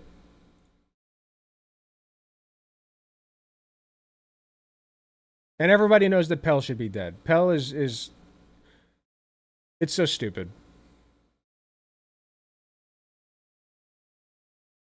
Even Katie agrees that Pell should be dead. Yeah, I do. And Katie is not one that likes characters dying. I don't. There have been many times where I've had to be like, we can't watch the next episode yet. I have to finish crying. In case you didn't hear, she said, there have been many times when she said that we can't watch the next episode. She has to finish crying. Oh yeah, Max just made a YouTube poop of Dressrosa. Which I guess means that he's there. Good. If you don't know, Guitar Rocker, here, can I pull it up? You know, I won't risk it, but Guitar Rocker made a great YouTube poop about Dressrosa.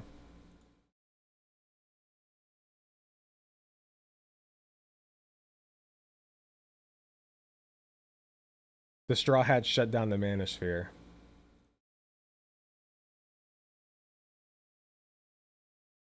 You can see it there. Go follow Guitar Rocker if you like YouTube poops.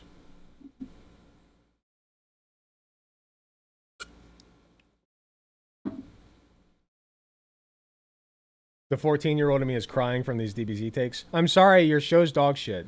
And this, take it from somebody who loves DBZ. Okay? It's dog shit. It's garbage.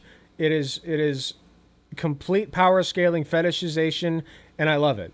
And I can't help loving it. It's like crack, okay? It's fine. It's serviceable. It does its job. But it's garbage. It's like McDonald's. It's like it has the raw calories, right? But it has none of the nutrients. It's just garbage. It will keep you alive, quote unquote.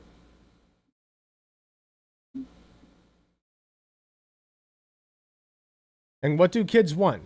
They don't want a healthy meal. They don't want a fancy fucking vegetable-laden meal. They want McDonald's. Okay? So if you like Dragon Ball Z, you're baby-brained. And that's fine to be baby-brained and enjoy Dragon Ball Z. Yeah, that's fine. And it's fine to like One Punch Man. I love One Punch Man, okay? I just think it's overrated. Cyber 6 is closer. I don't know Cyber 6. I did watch, I've watched a few more animes recently. I'm trying to get into more, but my crocheting hobby takes away from that. So, one of the ones I watched was Solo Leveling, and that one was like very mid. Like it's very okay. I never hear anybody talk about Solo Leveling, and for good reason. It's like D&D fantasy world, where like D&D comes into the real world, you know, and you like do dungeons and shit. But it just like it's just very gimmicky. Going to go in a minute. Okay, Kitty Disc, thank you so much for being here, and thank you for the compliments. I really appreciate it. And thank you for suggesting the segments. I have been so lazy lately about getting segments. I have just been taking suggestions from people and also going over like the classics. And I really appreciate you guys. You make my job infinitely easier. Thank you. It's a mutual relationship. We have a codependent relationship. We've lost Alec and chat to an anime chat. Okay. If everybody's derailed, has anybody derailed? Think about it. If everybody on the train wants to go a certain direction, has it really derailed? I'm just saying.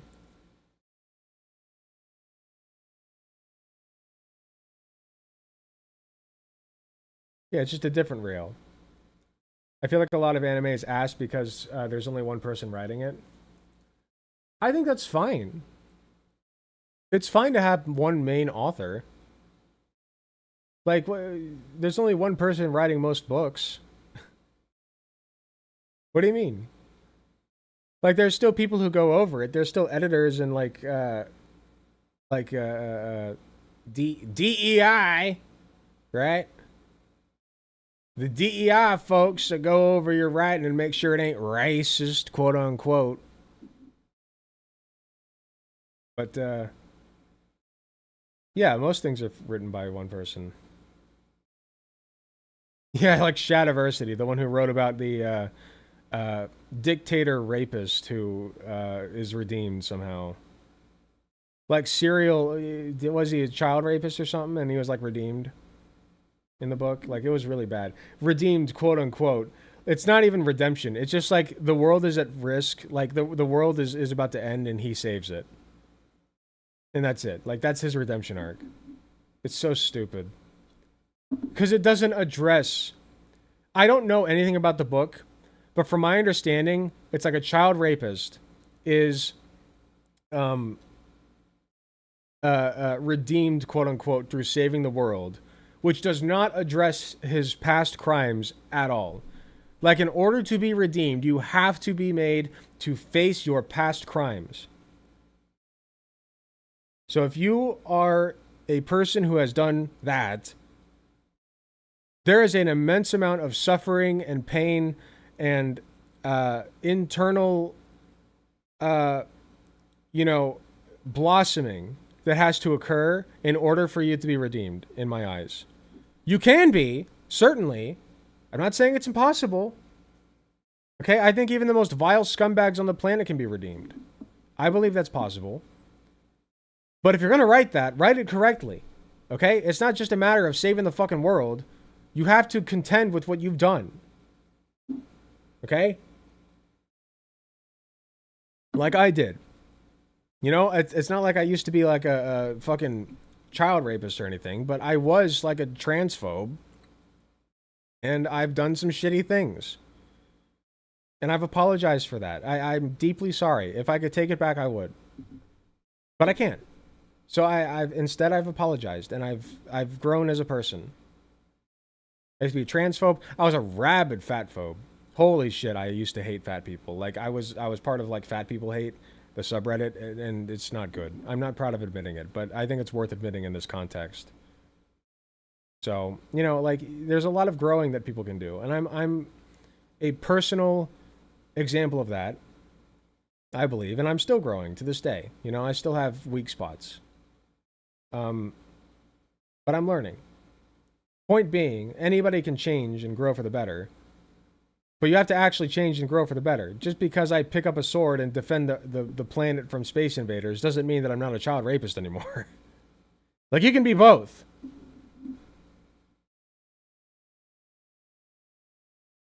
If it was that easy, Hitler would have been redeemed when he killed the worst person in the world. True. Very true. On most TV shows, there's multiple writers. Yeah, but you can have one person write the main script of a show and then have other writers come in and edit some stuff. That's usually how it works, right? Like one person conceptualizes something, or a group of people. It can be a group. But a lot of the time, it's one person conceptualizes something, writes it, and then they send it to other people to have it edited, refined, and then a final product's put out. But there's like a main director. Like there's one director of a TV show usually, like one guy directing it. And he has a lot of editors and a lot of people that he answers to. Well, not answers to. No, he's the one that everybody answers to, but he defers to a lot of people about his decisions if he's a good director. But ultimately, there's one person directing it. Usually. Not always, but usually. I will be honest, I did enjoy Legend of Korra. You're allowed to enjoy that. I never watched it. I probably need to, because I really liked Atla, but I never watched Legend of Korra. Just because I understand that it's not nearly as good. From what I've heard. My friends, I think the mighty... Did we go over this? Oh, shit. My friends, I think the mighty... Sorry.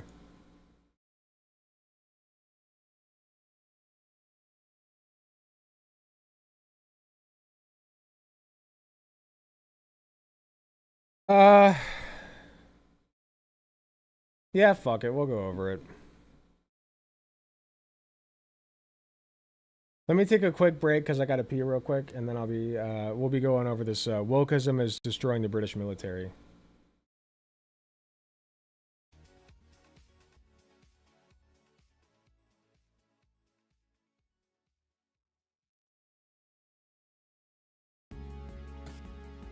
Before I go real quick, I have a playlist now of songs. If you have any safe for stream songs, in fact, you know what? I think I'm gonna make a new section in the Discord.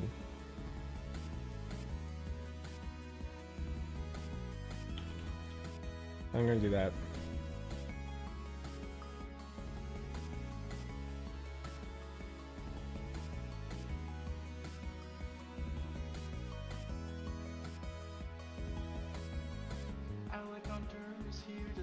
Okay, so if you have any song suggestions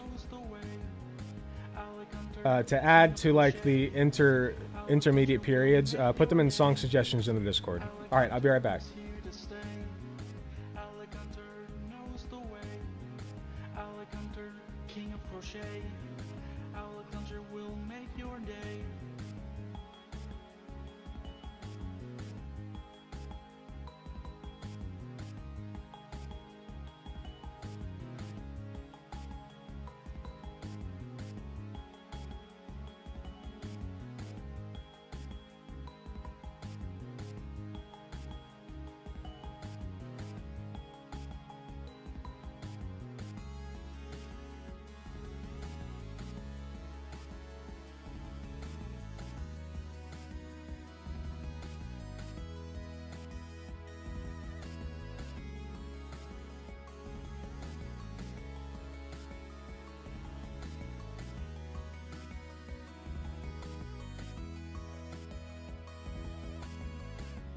rap about a man named Alec Gunter.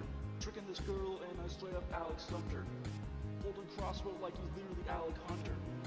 Passing a football, call this dude Alec Hunter. When he's doing bad, he is trashed like Alec Dumpster. Wife is literally cheating, so Alec go confront her. Thinking about stuff he's doing and Alec wonder. Shooting lightning from his fingers like he's Alec Thunder. Alec Hunter is here to stay. Alec Hunter knows the way. Alec Hunter, king of crochet. Alec Hunter will make your day. Alec Hunter is here to stay. Alec Hunter knows the way. Alec Hunter, king of crochet. Alec Hunter will make your day.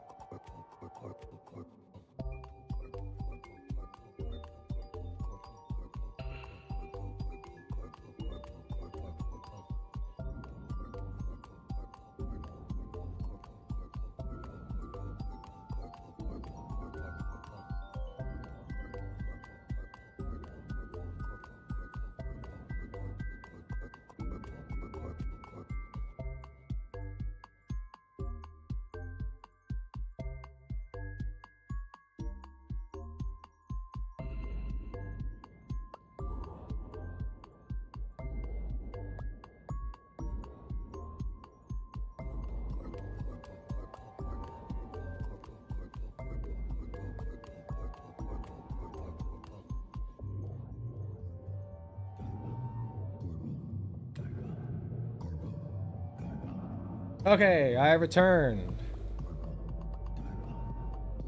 Welcome back. Let me turn down the lights a little bit. I look a little pale under these lights.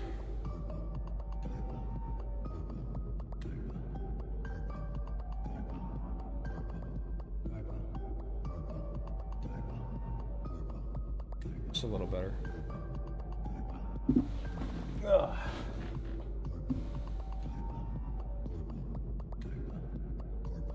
Yeah, I should play Heartbound one day. I know that their whole playlist is safe for stream. I have been copyrighted on it before, but the copyright was lifted, so I'm pretty sure that I'm whitelisted now. But I would like to keep it like at least somewhat unique. I just have 6 songs that I downloaded, and from what I can tell, they seem fine.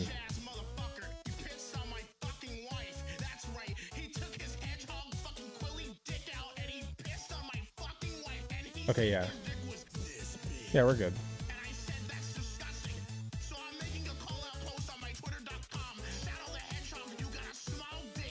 Can we use this for the new intro? This is gonna be a joke.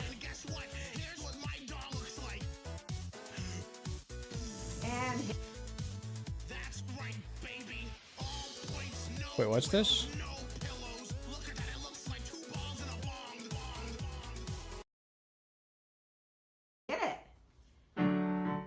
Oh, I think I've seen this. No, wait, maybe not. It's 188 views. I have not seen this. I'm voting for Biden so democracy can come out from hiding. The last 4 years were awful and so unlawful, so I'm voting for Biden this time. This is incredible. This year, November the 3rd, something great will happen. I love her. This year, like Joe Biden has said, we can make this happen. So we're all voting for Biden. Yes, sirree, with Biden we're riding. Now nothing can divide us with Joe beside us. So we're siding with Biden this time. Let's go. We're voting for Biden this time. She's good. How does this not have more views? Holy shit. Yeah, I'm taking this for sure. Yoink.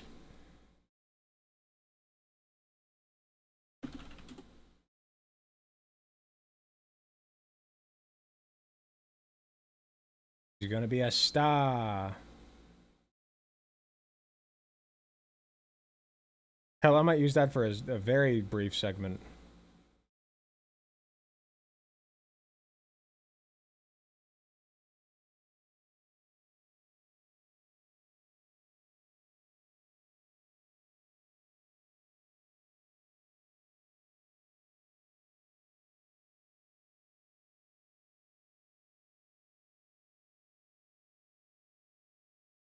Amazing.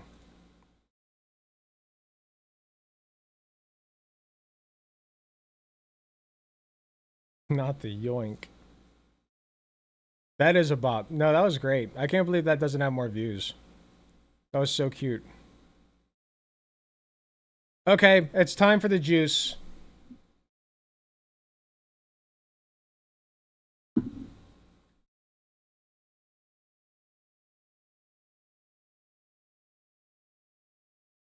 Wokeism is destroying the military. At least according to this guy, History Legends. Specifically, the British military, bruv. Right? So we'll see what's going on here. I doubt that we're going to get much usefulness out of this, but it'll be fun to go over. So this was a content suggestion posted in the Discord server. You can go to the Discord server in the YouTube description below and suggest your own content for me to review. And I may or may not go over it. Who's to say? I've been going over most of them lately because it's very lazy pickings for me. But, you know, people seem to enjoy it, so I'm going to keep doing it. So if you have content that you would like me to go over, please leave your suggestions in the Discord. I will likely go over it if it's something pertaining to my interests. Now let's take a look at what's going on here. My friends, I think... When was the last time the British military ever did anything good? When they lost the American Revolution. That's when. The mighty British Army has fallen. On the 9th of January, the Defense Post released this article. No, they've fallen. UK hiding critical shortage of military personnel. Others mention why how could that infantry be? battalions are 30% short of their required target. Meanwhile, the UK Defense Journal. It's almost as though, right, people don't want to join the military by default. It's almost like having, being a frontline gunsman is not a very lucrative position, and you should probably, really incentivize people for that if you want to drive them in, to pull them in. Says that army recruitment goals have not been met since 2010. What could have L possibly sounds like a happened in big the L last to me, 15 Brit bongers. years? Leave me alone! What does with this mean? If we take a look Listen, it's one thing when like one person uses that meme, but Matt Walsh used it. It's dead, dude. at Sorry. this map, we can see the recruitment level by constituency of And it's not wokeness. It's like nobody wants to join the military. I'm sorry. Nobody would willingly do that if they had all of their needs met. And that's the rub, right? That's why you have to commodify basic living circumstances like food and shelter. Because otherwise people aren't going to join your stupid, shitty military that just imperializes everything. Of the UK from 2013 to 2018. Yeah, take care of veterans Clearly, for most once. enlisted personnel comes from the west and the north of England. The king of the north! Meanwhile, we notice huge empty spots in some major urban centers. It's gonna be one of those Birmingham. videos. Sorry, my bad. English is not my first language. Birmingham, Leicester, Bradford, and Oh, yeah, got it. London. Look at that. It was just a racist joke. Birmingham, got it. Blank canvas. And this is confirmed by the special briefing by the UK Armed Forces. In the 12 months to the 31st of March 2022, only 3% were recruited from London. Even though the Greater London area... When Republicans are for the veterans but vote against every veteran aid bill, they're for the veterans going to war and dying, is the thing. They're for the veterans dying. They want veterans to die. That's what they're for. accounts for 13% of the UK's population. Very strange considering that all throughout the 1800s and even at the beginning of the 1900s, London was the biggest source of soldiers for the UK, but not anymore. I wonder what happened since then. But when I take a few Yankees around there as a tour guide, I personally have gotten the same response a few times, which is the question, where are all the English people? Sadly, I think that this failing recruitment campaign is not a bug, it's a feature. I'll give you a hint. There's a reason why this briefing has a... I think the fewer people who are required or go to war in general is good. I think it's good to have fewer people going to war. I don't like war. I think that war is bad. Okay, but if you want more people to join your military, maybe incentivize it. You know? Like, make it... make circumstances in the military better. Who the fuck wants to go through boot camp training? Not me. Fuck that. I'll sit at home and crochet, man. Sorry. I'll be a sissy. You can call me a sissy all you want. I'm totally fine here. Huge section titled Diversity and Inclusion. Although the destructive effects DEI. of wokeism is obvious, No. I think the problem is also more profound. The country is transitioning towards a balkanized society, added to the demographic. What is this map? Transitioning towards a balkanized society. They're transitioning. Also, what's this map? I don't understand. Added to the demographic collapse of the traditional recruitment pool of soldiers. In the year 2000, the mighty British Army was 110,000 strong. By the end of 2023, it went down to 77,500 active personnel. They may as well already have been invaded. You know? It's like, who the fuck's trying to invade Britain? What do you have? Saltless crackers. You have saltless crackers in soccer, man. That's what you have? Nobody's invading your ass. Fuck off. And according to UK Defense You're Journal, fine. it will further be reduced to 73,000 by 2025. And J.K. Rowling. From this day forth, Speaking of!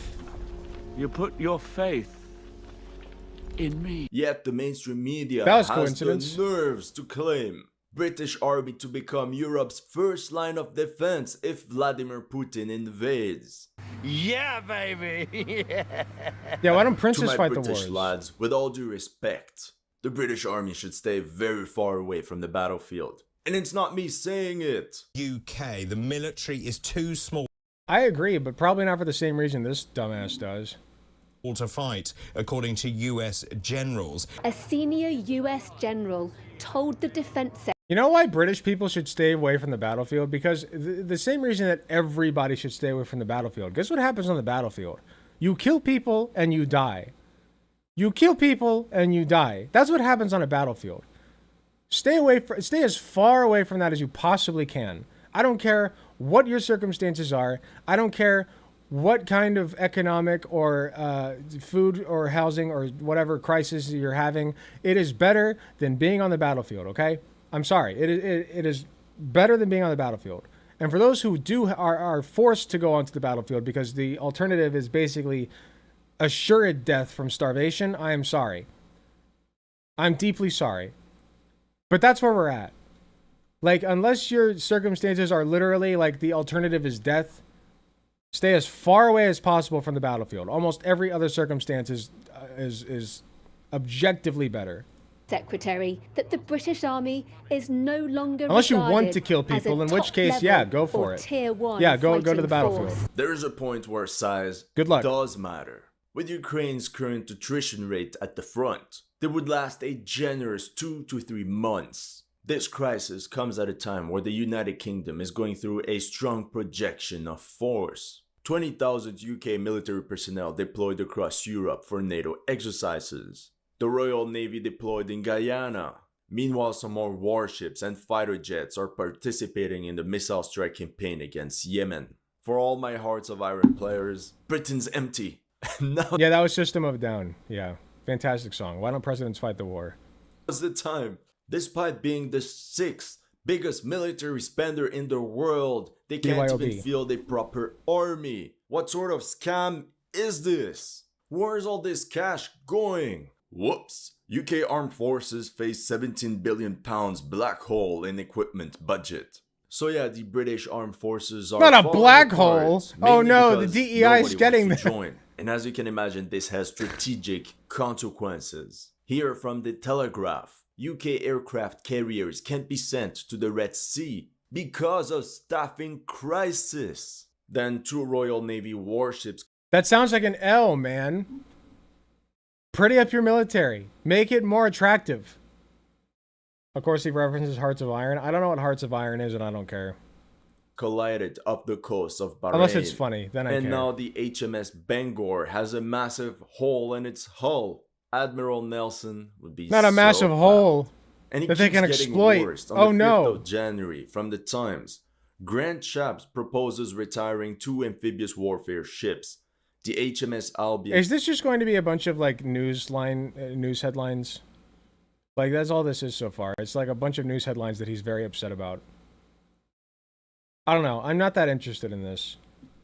And the HMS Bulwark to free 200 sailors amid personal crisis for the Royal Navy. The next day, more warships on the chopping block.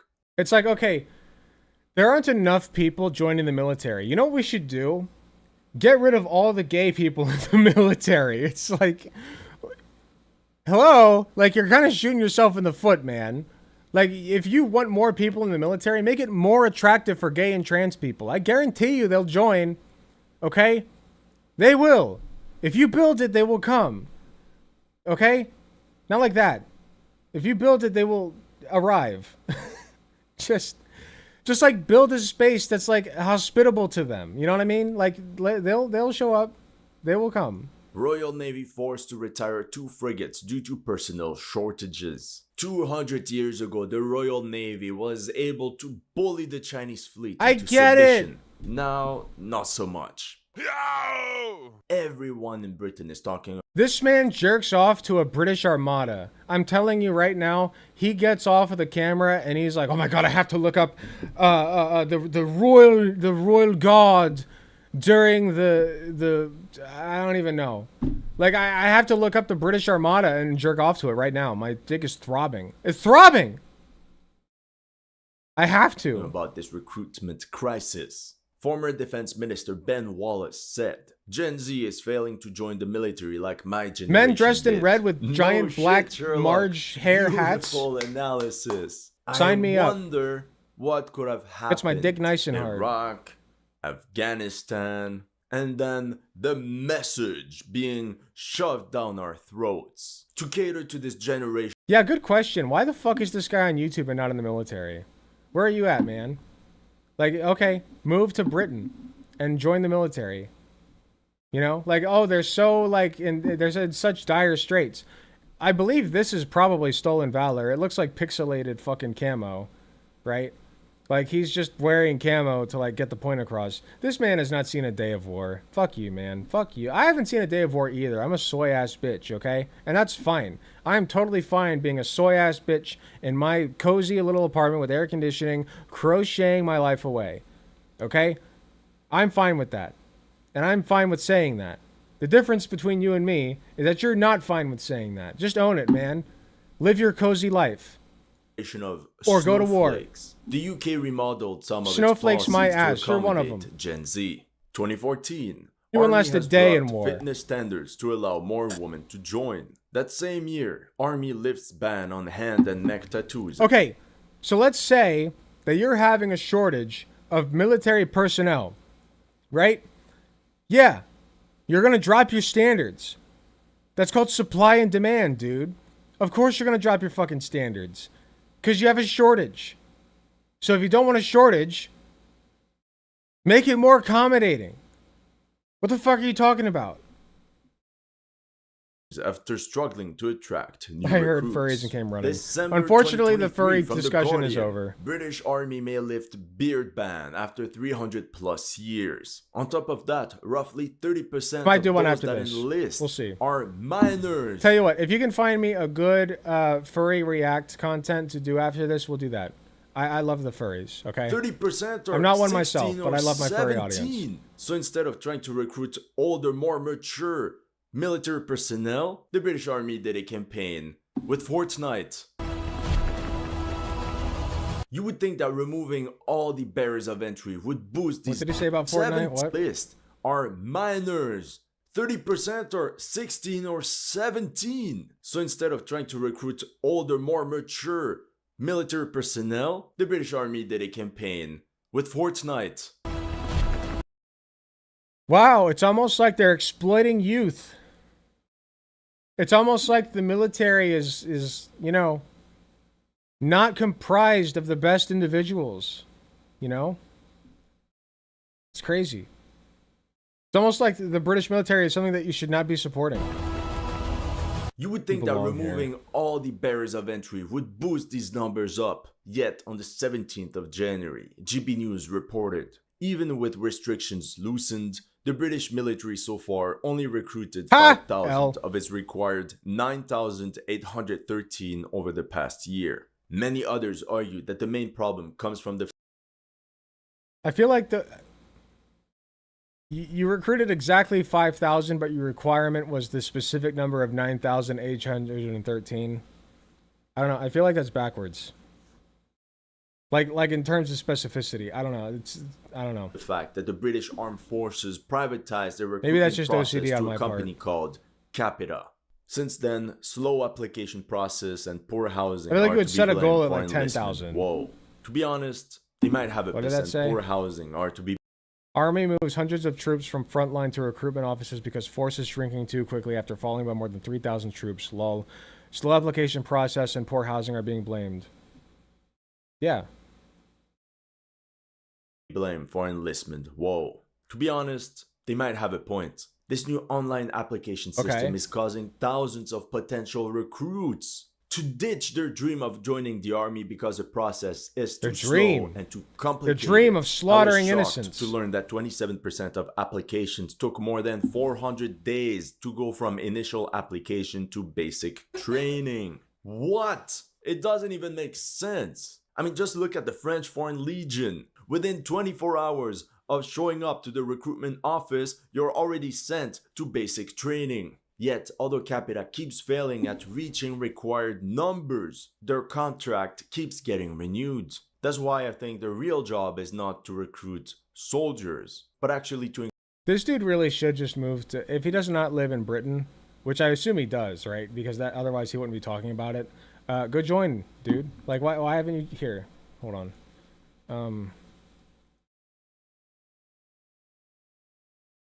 Why haven't you joined yet?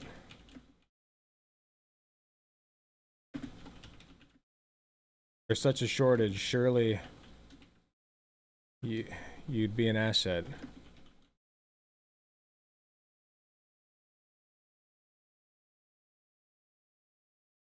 There you go. I'm just curious, man. I'm just curious. You know, it's weird that you're so concerned about this and that you yourself are sitting here on YouTube in your cozy air-conditioned office with your fucking silver play button behind you, right? You know, I'm just saying, it's interesting. And your stolen valor. Increase diversity within the armed forces, and essentially find bogus reasons to reject the massive surplus of white males. I think that would explain a lot of things. Hear from the armed forces, and essentially find bogus reasons to reject the massive surplus of white males. I have never heard of the military rejecting people for being white males. I've never heard of this concept. If anybody can prove this, please prove me wrong. But I've never heard of this. I think that would explain a lot of things. Here from the Telegraph. Draft diversity drive discriminated against 160 white men. What is this from?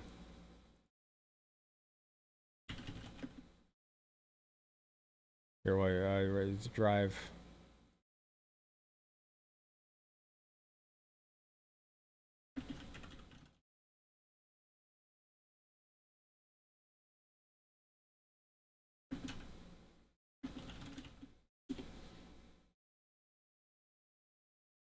Here we go, the Telegraph. Problems created by push for women and ethnic minorities comes as crisis hit armed forces also face sexual harassment scandals. The RAF has been accused of discriminating against 160 white... Oh, great, thank you. I can't read it at all.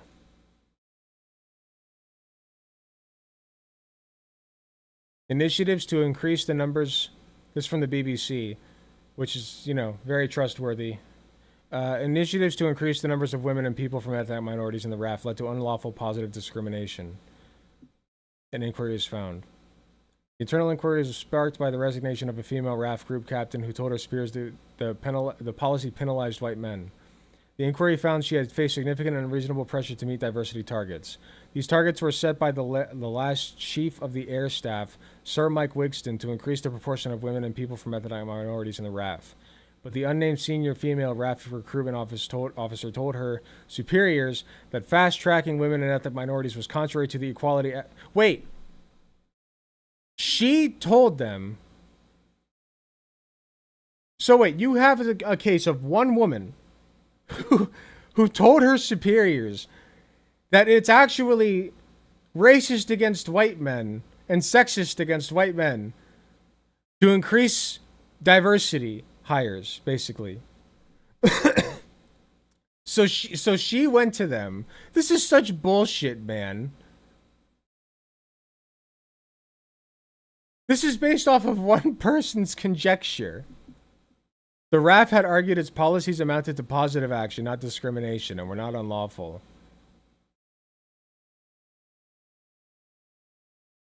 They include a group of 31 who were held back in training, who have now been compensated. The RAF had also admitted its targets for 40% of the force to be female and 20% from an ethnic minority background by 2030 is unrealistic. Why? Why? Why is that unrealistic? It's a target. 40% to be female? Guess how much of the population is female? Guess how much of the population is probably a minority in that country? They're trying to match their country's demographics. They're saying, don't be a fucking racist. They're saying, don't be a racist. And you're like, that's racist to say that I can't be a racist. Like, what?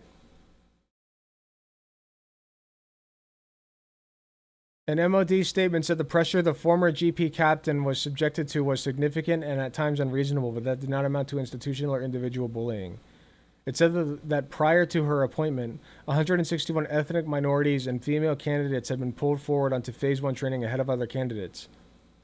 We found that concerns were raised at the time, but that those who led the initiatives believed they were, quote, pushing the boundaries of positive action rather than acting unlawfully. So wait, 161 ethnic minorities and female candidates have been pulled forward onto Phase 1 training ahead of other candidates. Do they have similar, like... Do they have similar, what's the word I'm looking for? Qualifications? I don't know. This reads like bullshit to me. This is bullshit. This is just bullshit. This is based on one person's conjecture. No, I'm sorry. I reject this article. Royal This is Air stupid. Force Diversity Drive discriminated against 160 white men. Guys, it's fine as long as discrimination is positive. Then the article says... It's not discrimination. Ethnic minority and female pilots over better qualified. No, they're not better. I guarantee that's such an arbitrary measure, by the way. Better yeah, okay, yeah, they're better, right? I'm sure. White pilots in order to improve the force's diversity profile. And with that in mind, Capita adapted the latest recruitment campaigns, I guess, to fit modern. They fail because they can't eat the correct kind of crayons. I agree. Audiences. Madness and stupidity. Did all these efforts pay off? UK says number of military personnel falls to record low. All these woke recruitment campaigns failed to reach the quotas for diversity and inclusion, but convinced a lot of British soldiers to get the F out and not renew their contracts.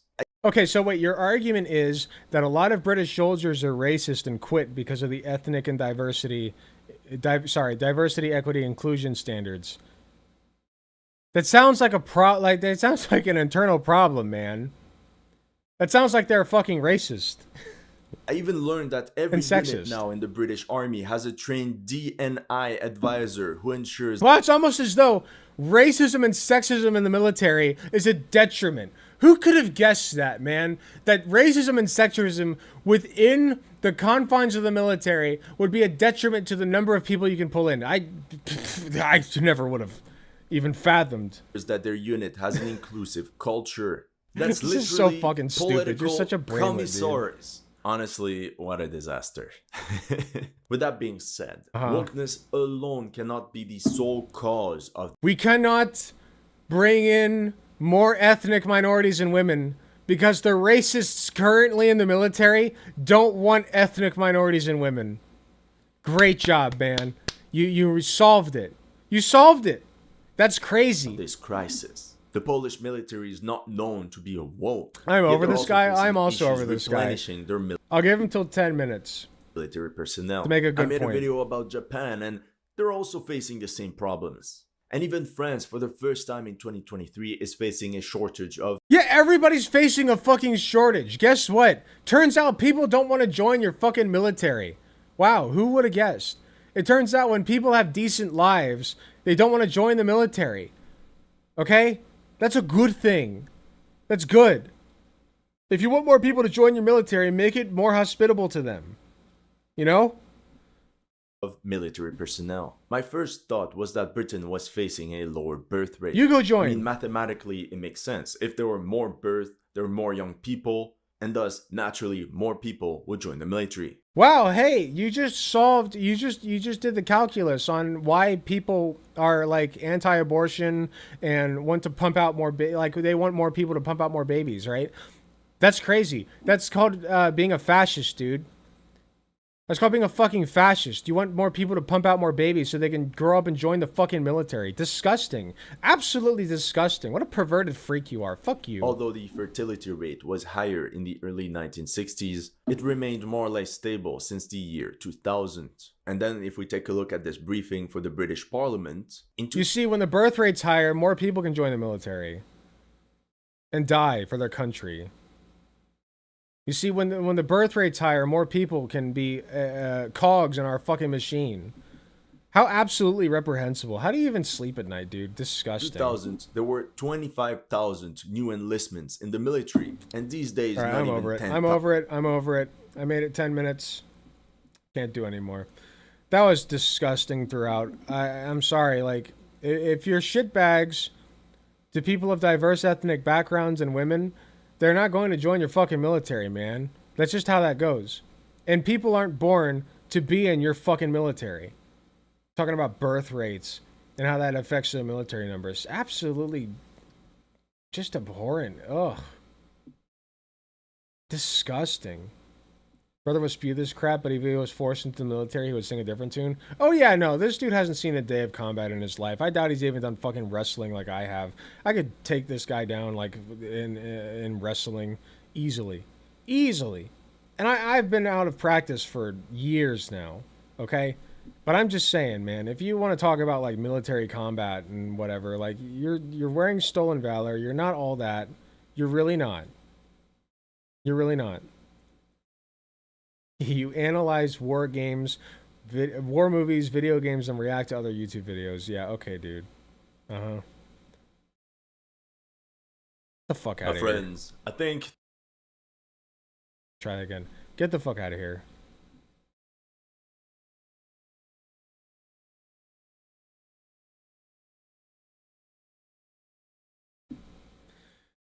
Okay. That was fun.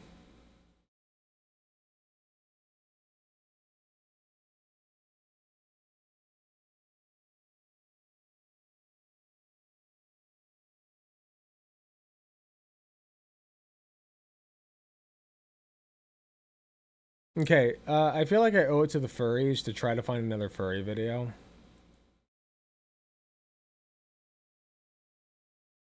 Have any chuds covered furry content recently?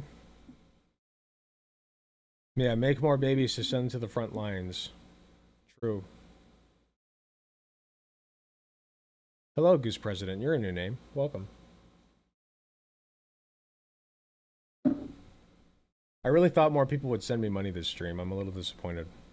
That's okay, though. Speaking of money...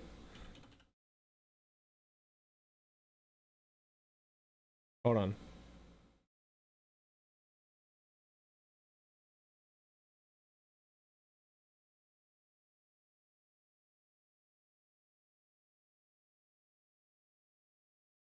We're selling things.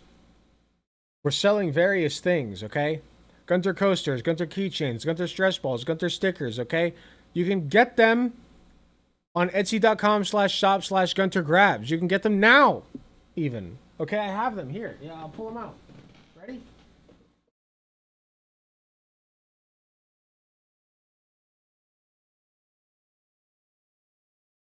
Doesn't matter though. I'm going to show you anyway.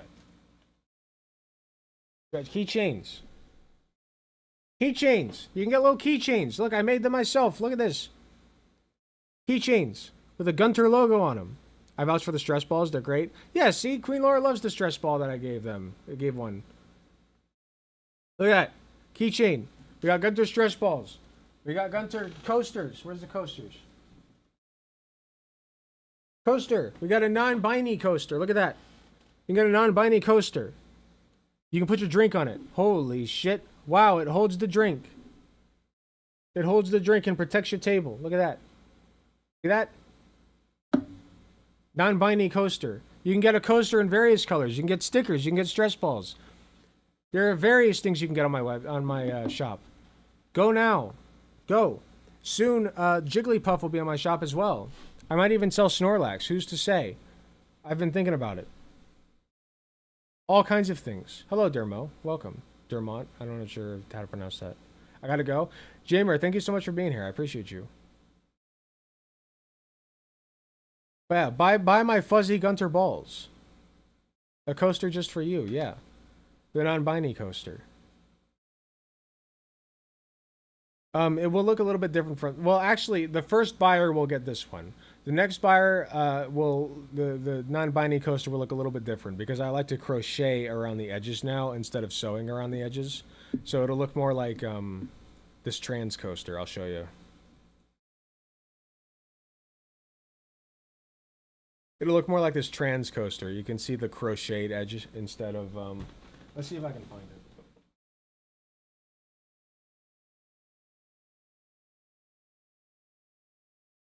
Yeah, here it is. This is my favorite. This one's my favorite coaster here. Boom. It's crocheted around the edges. See that? Beautiful. You can put your drink on it, your drinky drinks. Beautiful. Okay. Giant crochet Gunt logo when? I actually thought about doing that. Not gonna lie. I don't think many people would buy it though. That's why I haven't done it yet. I did a poll, actually. Let me see if I can pull up the poll. It's a while back now. But I'll try to pull it up.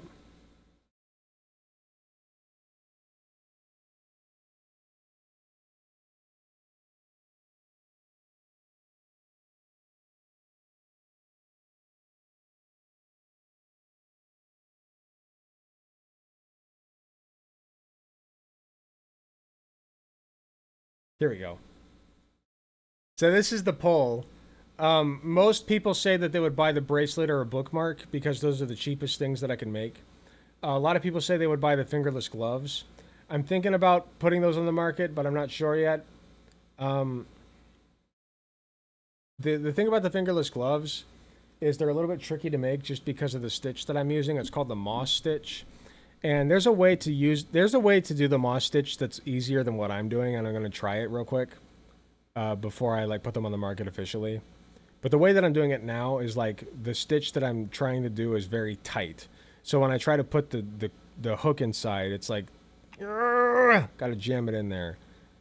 But if I do it this easier way, and I like it, then I might put those on the market. I also kind of want to put the chibi doll on the market, but I haven't figured that out yet.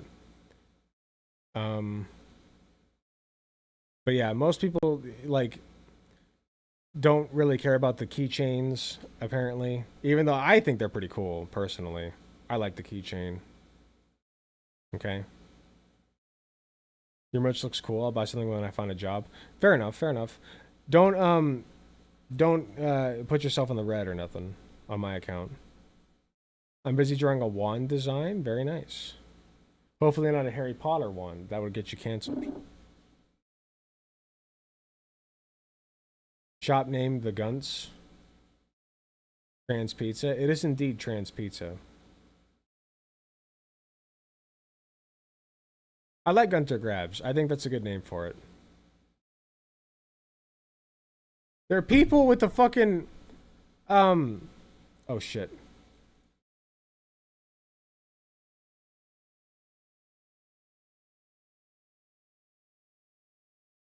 Okay, I think I'm fine.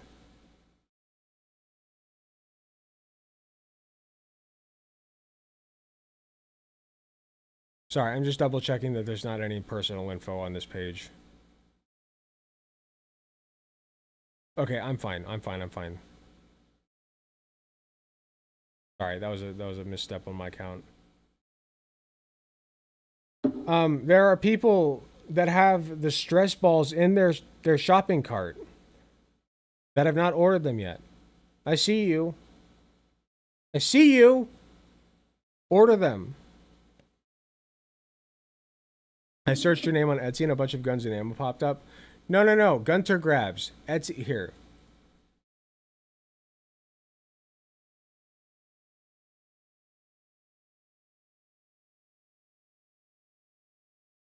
There.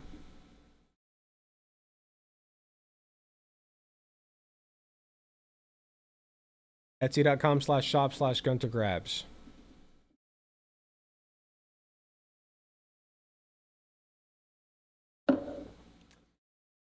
I wanted Gunter Gear, but that was taken. Gunter Gear was taken, so I made it Gunter Grabs.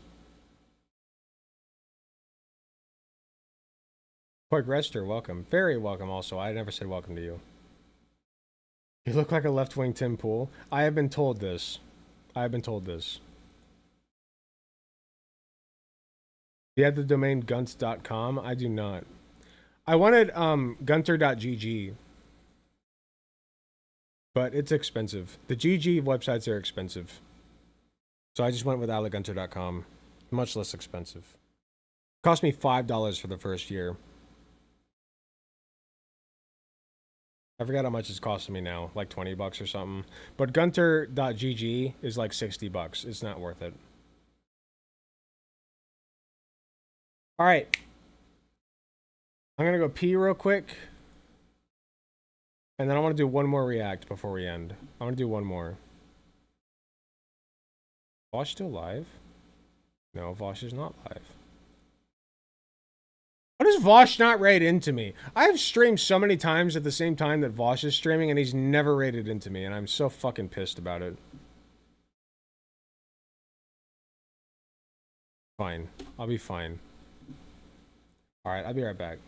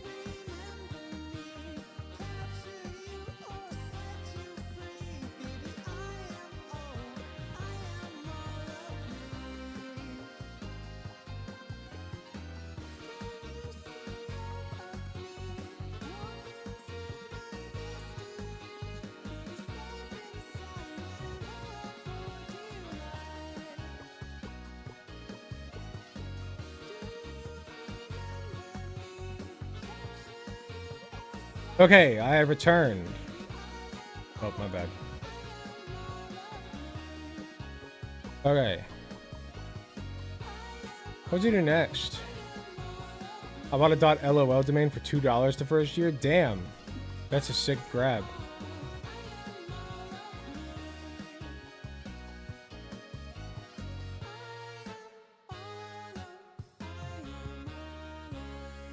Hello, Bardmans. Welcome.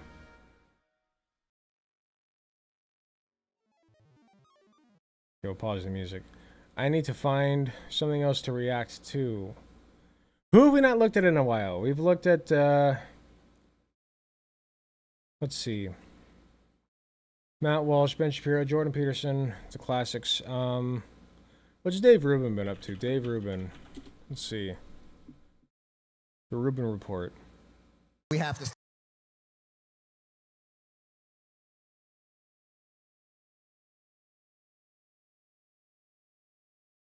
He's just talking about how Biden is incompetent, which, you know, I can't disagree.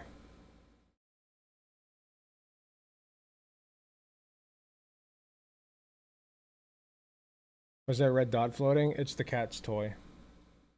It's a little bit off where it's supposed to be. It should be on the floor.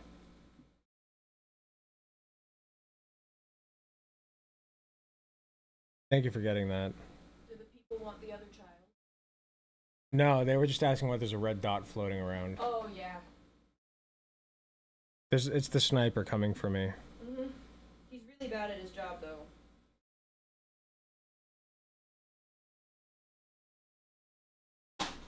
I don't think I've actually ever covered Dave Rubin. Ooh, what's Joe Rogan been up to, actually? Let's look at Joe Rogan.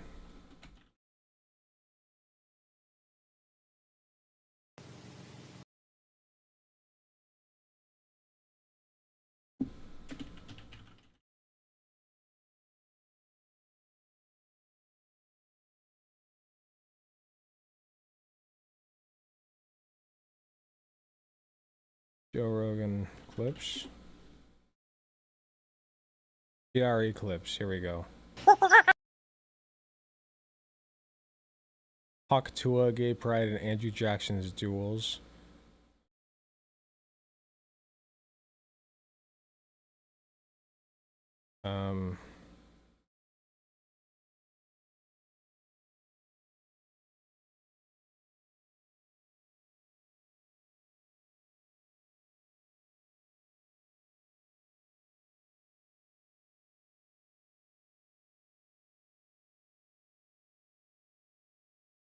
Cat? There was indeed a cat. There's a couple of them running around. Is Winry's fur getting darker? Maybe. I'm not sure.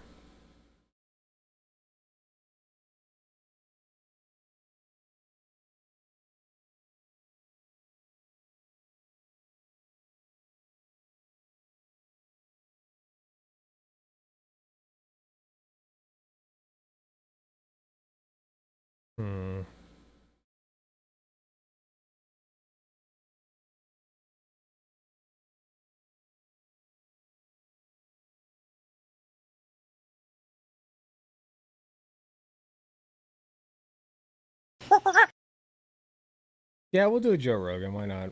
We'll end on this.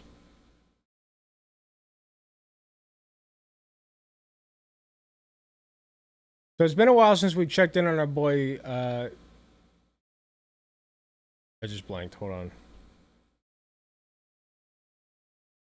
Let me delete that. That was really bad. I am drinking a little bit. So it's been a while since we checked in on our boy Joe Rogan. I want to see what he's up to. So his latest video is Hawk Tua, Gay Pride, and Andrew Jackson's duels. I'd like to see what's going on. I don't know if this is going to be controversial. I don't know if it's going to be like totally chill. I have no idea. So we'll give it a few minutes. If it's not enough for me to commentate on, then we'll call it a day. But let's see what's going on. The Joe Rogan Experience. You know what's weird? What the heck do you want? Kiss. A kiss? Yes, kiss. Baby. disgusting creature.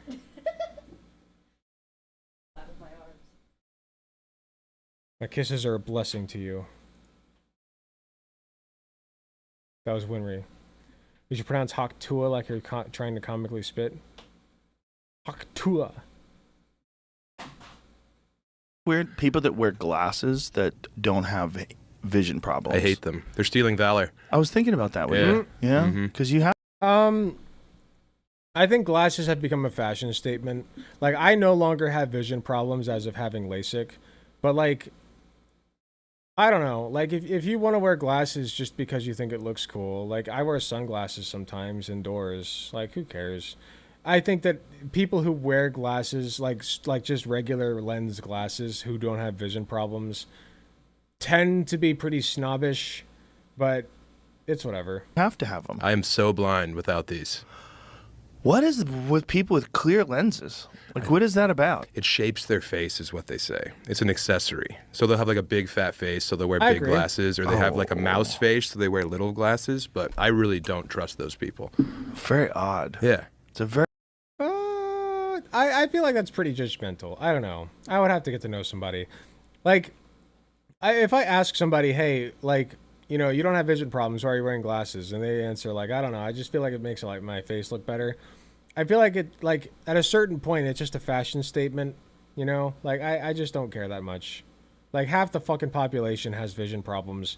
I feel like it'd be different if you were wearing a cast all the time, or like walking around with a, like rolling around in a wheelchair that you don't need, or walking around with a cane that you don't need.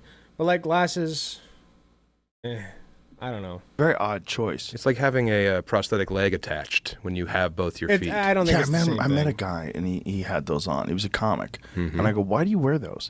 And he goes, girls think you're smarter. I go, really? Yeah, the dumbest girls. Who are these girls? Yeah. They think you're smarter because you can't see good. Yeah, if the glasses are doing it, just shake keys at one of them. That'll probably work too. Well, I guess the stereotype at one point in time was that you ruined your eyes by spending too much time looking at a close surface, a close object, which is what happens. Which is why cell phones are very bad for your eyes. So bad for us. So, like, the idea was, this guy reads so much. I see. That his eyes suck. He crippled. I don't know the research on that, but that might be true. If you're straining your eyes a lot, that's, you know, that's going to ruin your vision. His eyes. Yeah. With his lust for knowledge. Okay, so answer me this question. Why do I think it's hot when I see girls in glasses? Because I do.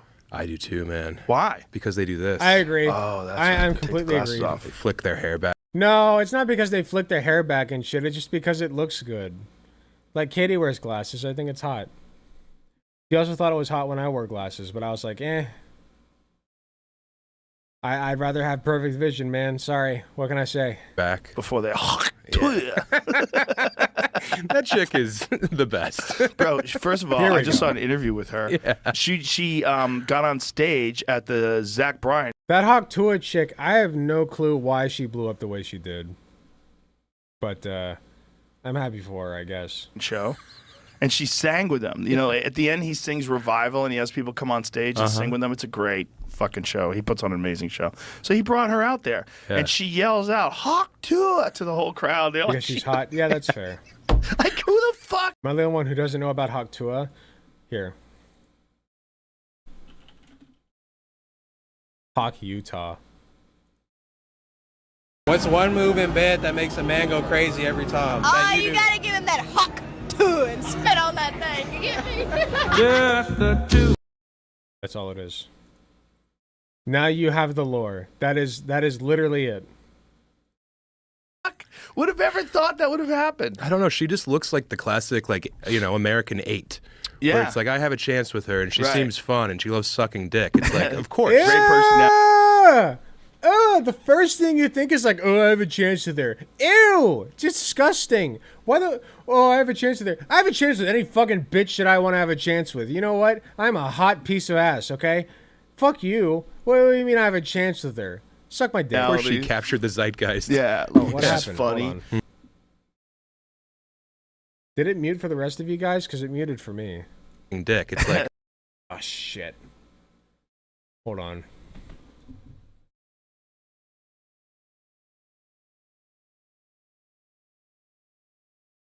Of course. Great. Son of a bitch. personality. Captured the zeitgeist. Great, my headphones aren't working. Hold on.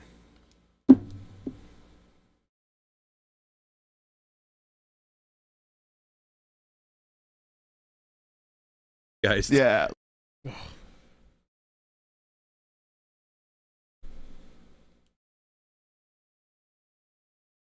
Yeah, and she loves sucking dick. Well, that sucks. Whatever. I'll do the rest of the stream without the headphones. Dick. It's like, of course. Great personality. Of course she captured the zeitgeist. Yeah, it's just funny. You know, like even the way she says it. You get me? Yeah. Like the way she says it. Yeah, we you get me? understand. It is we funny. get you. Communicated. She's only 21. Yeah. I was watching an interview with her. She's only 21. She wasn't a school teacher. All that shit that people say. She got fired for being. Nope. She's too young to be a teacher. She's 21. And, you know, she wasn't a bartender. All that stuff's bullshit. It's just a young girl who was just on the streets in it was Nashville? Nashville. I think so. And just went viral. Yeah. And the most weird. But I love that. So wait.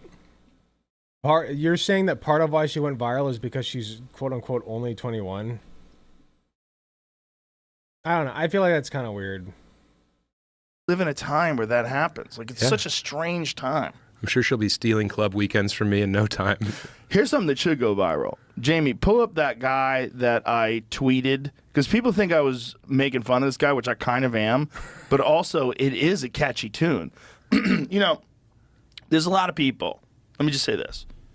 There's a lot of people that I feel lean into certain things because they think it's marketable. You know, like when that Sam Smith guy dresses up like Satan. Start that from the beginning, please. This fucking guy is on stage at a pride thing. But here's what's important. How'd you get this footage of me, Joe? I have eyes. By the way, if a woman can wear this at the beach, then a man should be allowed to wear this at the beach. Just saying. Everywhere.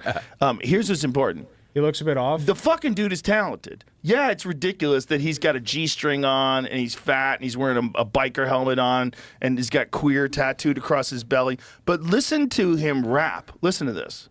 Okay. How come it's not playing through? Damn. Action Bronson put the weight back on, huh? He did put the weight back on a little bit, unfortunately. He was Not on my the type.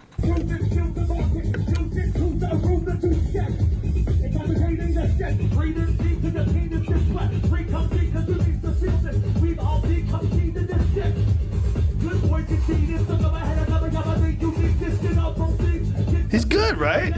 He's entertaining. Okay. Good take from them. Excellent take.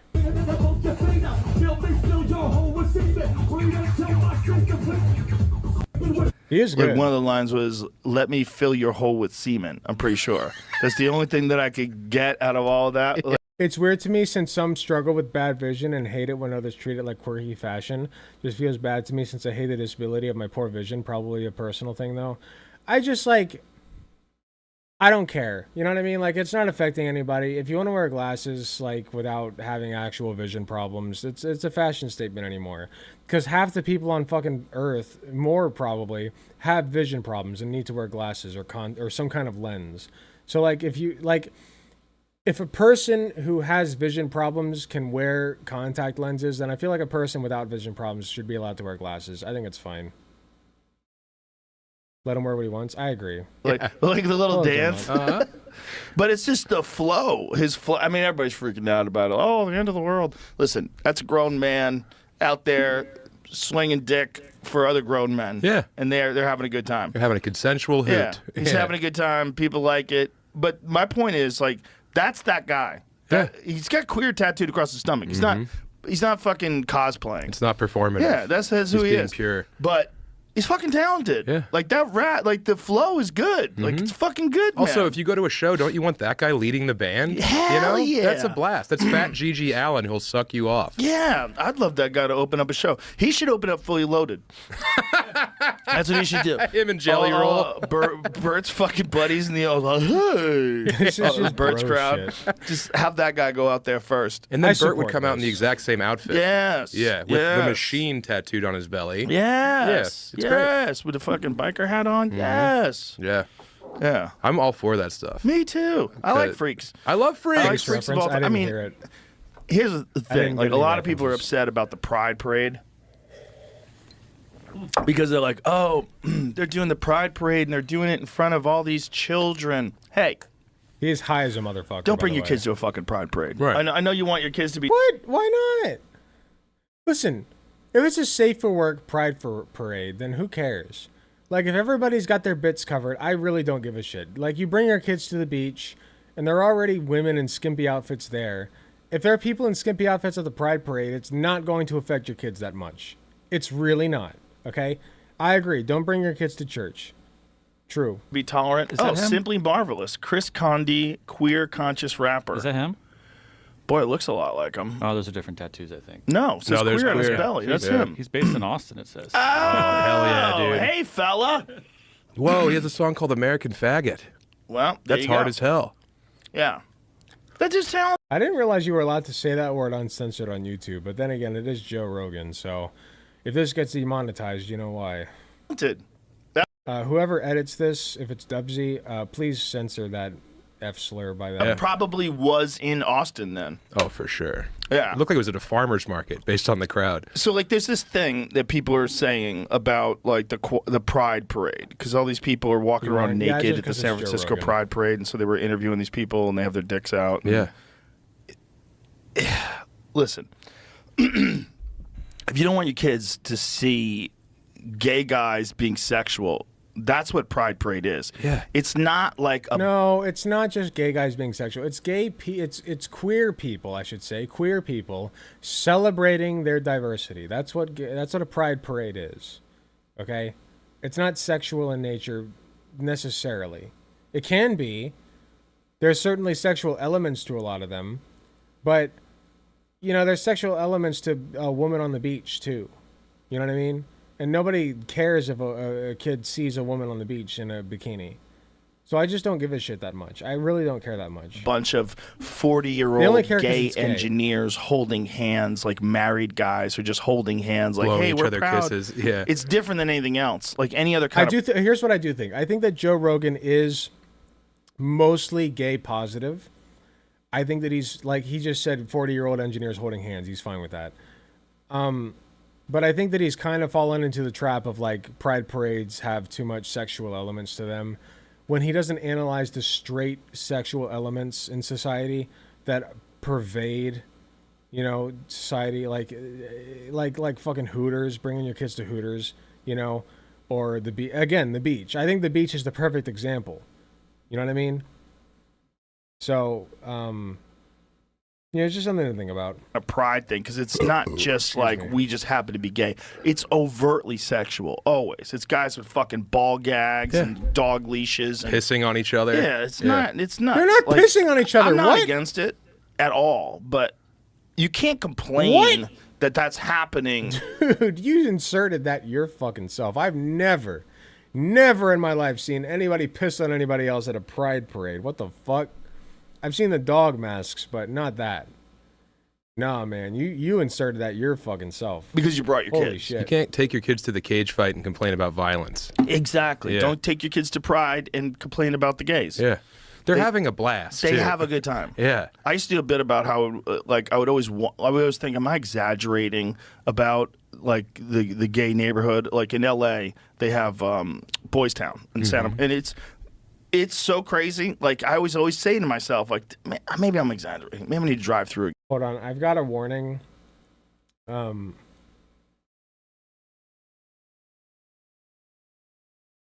Everybody can still see my stream, right? Am I still allowed to cover Joe Rogan?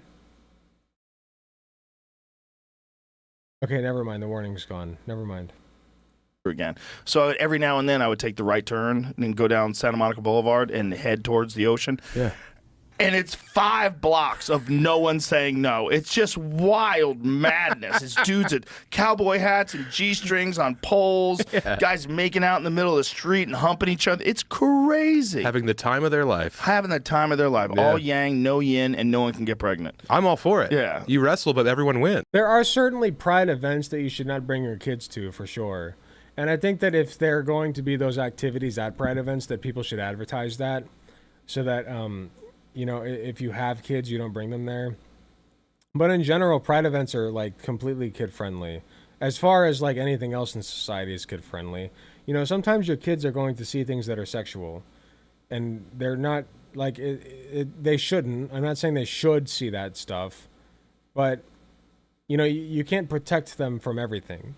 So I just feel like Pride is one of those things that sometimes things happen there that you can't really protect kids from. You know, it's like like people bring their kids to Hooters and nobody bats an eye. I've seen that multiple times. People bring their kids to the beach and it's like women in very, very scantily clad outfits there, and men too, like men in fucking like almost naked. You know, I just like. You got to be consistent. You have got to be consistent. That's my point. Well, also, those guys have their own neighborhood. The difference between the gays and lesbians, unfortunately, never developed this, because I have a theory. I think that straight men find out that lesbians move next door and they go, I'm an ally, and then they become their neighbors.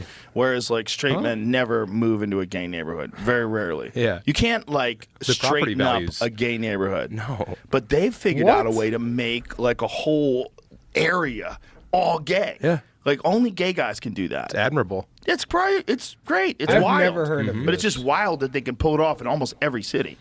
Well, and also they can go into places, and then they gentrify these places on the margins of the city, and then next thing you know, all the houses are worth so much money because they invest so much in their properties. They invest so much in their property, make things more safe, and they keep a lot of people from moving there. Oh, yeah. Yeah, tits out at Mardi Gras, exactly. It's a good move. If you can tolerate a lot of techno and dudes walking around on Molly, yeah, for sure. Fucking live there. But also offering you Molly, typically. Yeah. They're very generous people. Oh, yeah. Yeah. Yeah, when I was a kid, I lived in San Francisco. So I lived in San Francisco from age 7 to 11. Yeah. So I lived in a fully gay neighborhood. And yeah, the city of San Francisco. Yeah, but it was we were in Haight-Ashbury, like that area. We were right off of Lombard Street. So we were in there in like the mix of the whole thing. Like I could walk to Fisherman's Wharf from my house. Yeah. And so my neighbors were gay, and my aunt used to she would smoke pot with these gay guys, and they would get naked and play the bongos. And they'd be like, oh, she's over there playing the bongos with the gay guys. It's like, Uh-oh. I'm getting another warning.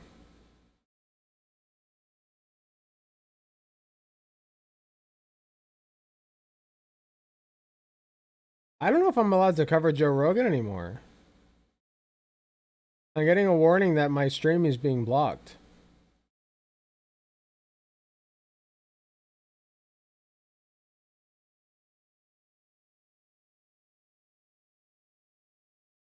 But when I pause it, it's fine.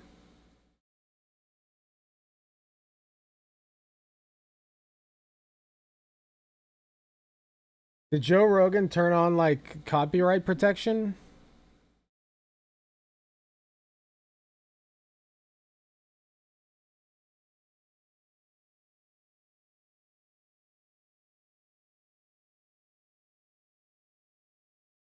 I don't know. We'll finish it out. We're already this far. It's like, okay.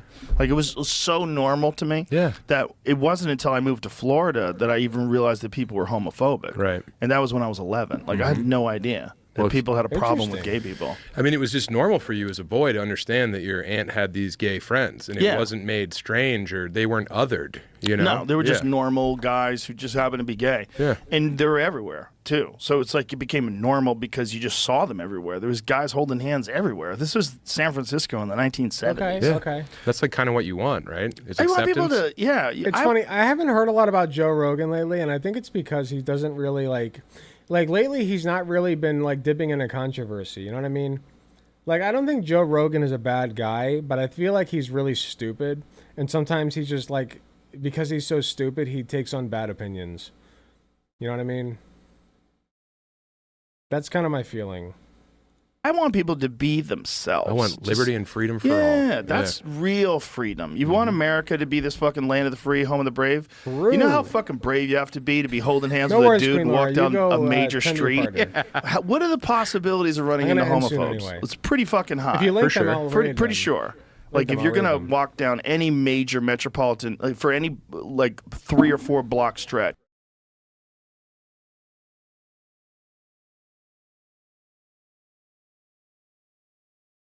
Son of a bitch.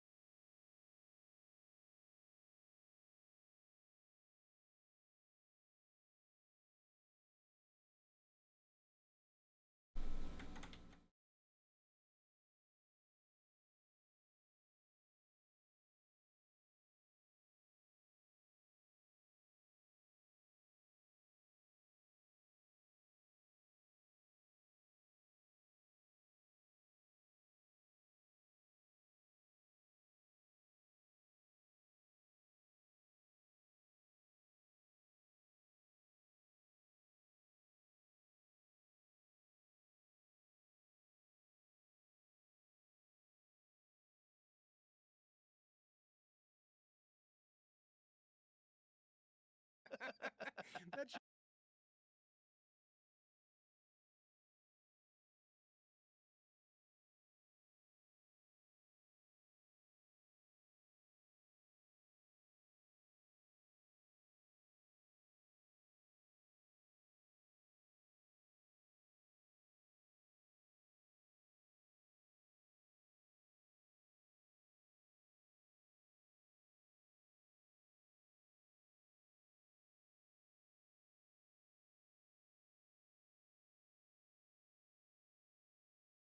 we back.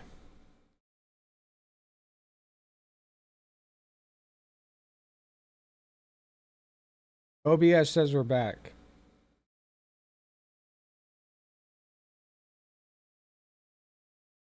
All right, we're back. Oh, it's so stupid. Thanks, Joe Rogan.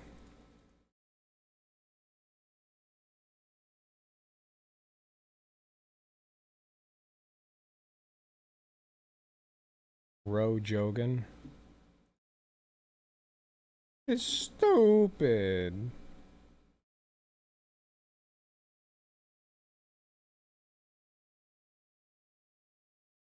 I didn't know that. I didn't know that you could no longer follow watch Joe Rogan and react to it.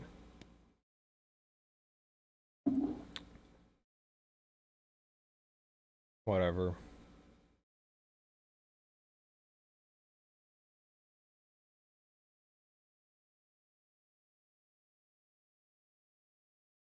Well, I don't know what else to do.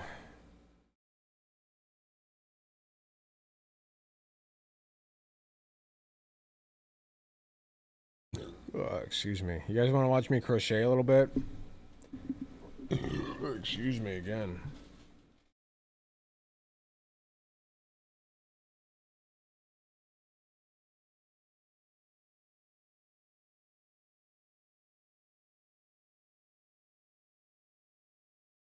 Tried to get my cat, she wouldn't let me.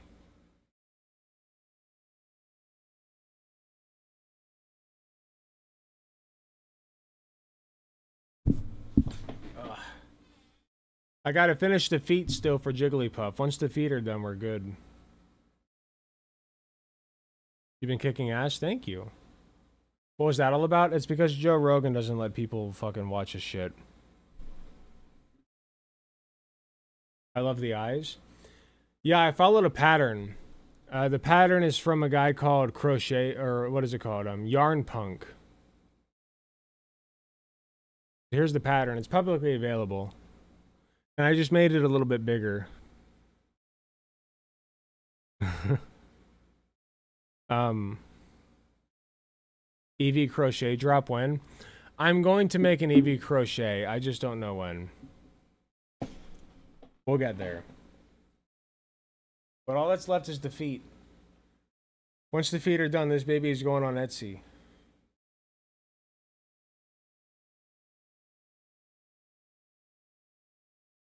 The feet. The begin in pink, magic ring, increase around 12. 3 to 6, single crochet around 12. So here we go. So here's what we're gonna do. We got our little Jigglypuff dude, right?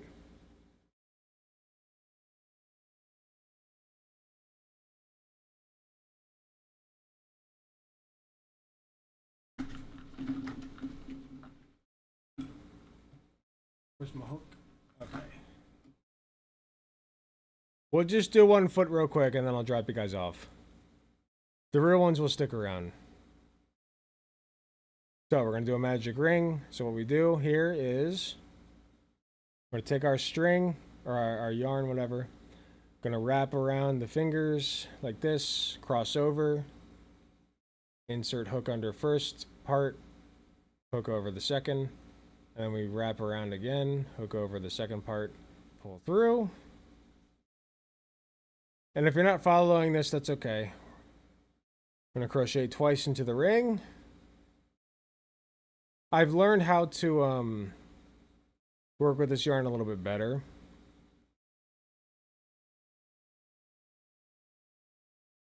Wood grain is so hard to draw. I imagine it is. So what we're going to do with the magic ring with this type of yarn is we're just going to crochet twice into the ring, and then we're going to pull it. Usually you'll crochet the maximum amount of times that you're supposed to. Hello, Jord.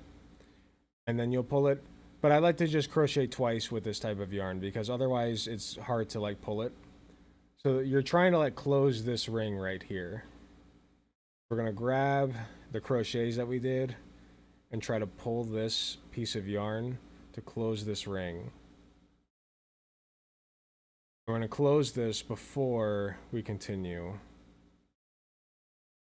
Oh, this is why it's not working. There we go. Otherwise, it's a lot harder to pull. Might have pulled it a little bit too much, but we'll work with it. All right, so we'll continue.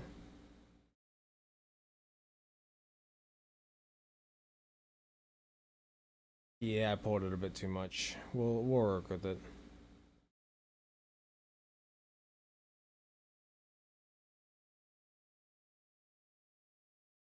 We will make do. Hold on, let me check something. Sometimes if you pull the second one out, it'll help like figure out where it's at. There we go. Okay.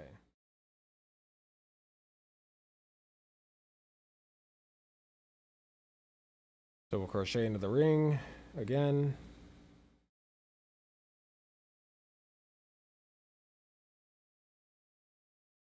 Ah, I pulled it really tight.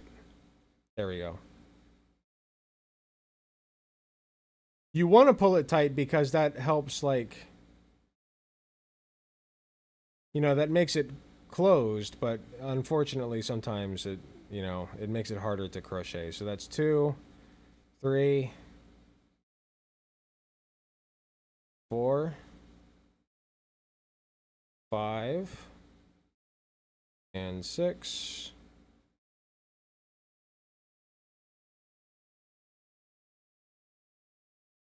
Okay.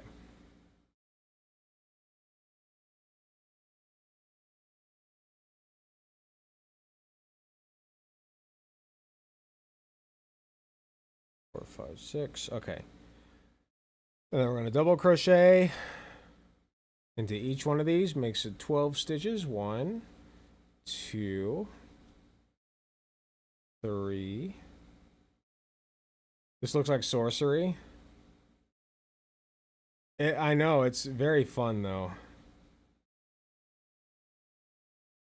Once you learn how to do it, it's very fun. 5.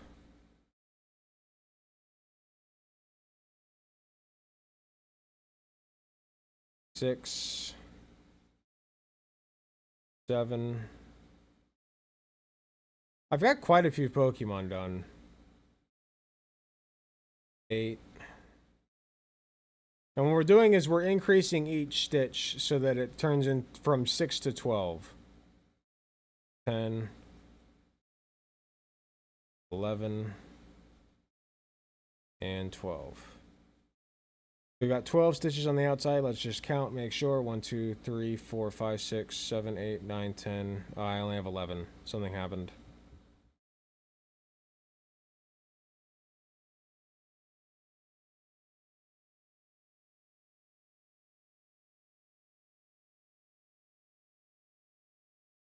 Something happened. 3, 4, 5, 6. Okay, let's try that again.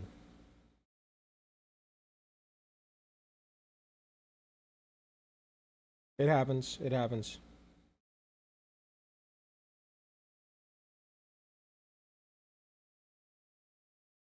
One, 2, and 3, and 4. So we're crocheting twice into each stitch. That makes it double from 6 to 12, like I said. 6. Hold on, let me check something. Okay. So I think this stitch is just really big. 5, 6, 7. Oh, hold on. What'd I do? 7, 8, 9, 10, 11, and 12. And we'll count again. 1, 2, 3, 4, 5, 6, 7, 8, 9, 10, 11, 12. There we go. Okay, I did it right this time. And then the pattern calls for 3 to 6 single crochet around. So all we're going to do is we're just going to single crochet once into each stitch 4 times. 4 times around, I should say. So it's a total of 24 stitches. 48 stitches. 3, 4, 5, 6, 7, 8, 9, 10. And if you've never crocheted before and you're interested, I highly recommend trying it. It is very, very, very good for people with ADHD. 11, 12. We'll do that 3 more times. 1, 2, 3. Witchcraft. 4, 5. I know I'm gonna leak viewers, but I don't care. 6, 7, 8, 9, 10, 11, 12. Now at this point, I'm going to turn this inside out because this is actually outside in. This is this is the correct way to do it. You're supposed to have, like, if you're right-handed, you should flip this inside out, is my point. Because this is the correct way to have it. All right, 2 more times around. 1, 2, 3, 4. I've tried knitting. It gives me the same feeling when I play guitar, piano. It's relaxing. It's very relaxing. At least crocheting is. 5, 6. I never tried knitting. 7. Loosen up some yarn. 8, 9, 10, 11, and 12. All right, and then one more. I'm not using a stitch marker. When you go in the round like this, you're supposed to be using a stitch marker to keep track, but since it's like small numbers, I'm not that concerned. 1. But if you have like 90 something stitches to do, I would highly recommend using a stitch marker. You're not going to be able to keep track of that. 2, 3, but 12 stitches is manageable. 4, 5, 6, 7, 8, 9, 10, 11, and 12. Okay, and that's 1 foot. 1 foot has been completed. So now we're going to pull this a little bit loose. We're going to cut this about yay length. That'll give us enough to work with when we stitch it. We're going to pull this through.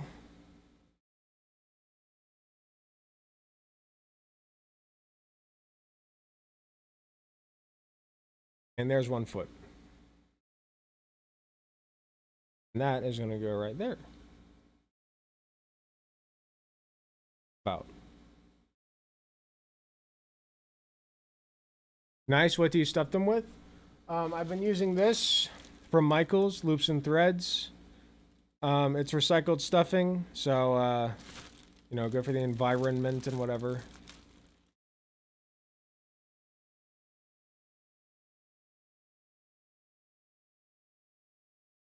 Classic fiber fill. Washable, hypoallergenic polyester. Although you don't need to stuff the foot for this particular pattern. We'll just sew it on.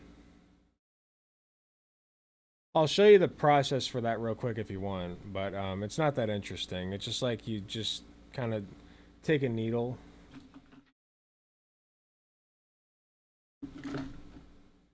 Like this.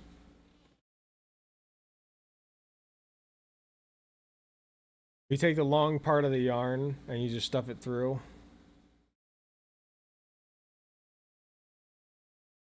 Ah. I like waiting until both of the feet are done, but I'll show you real quick.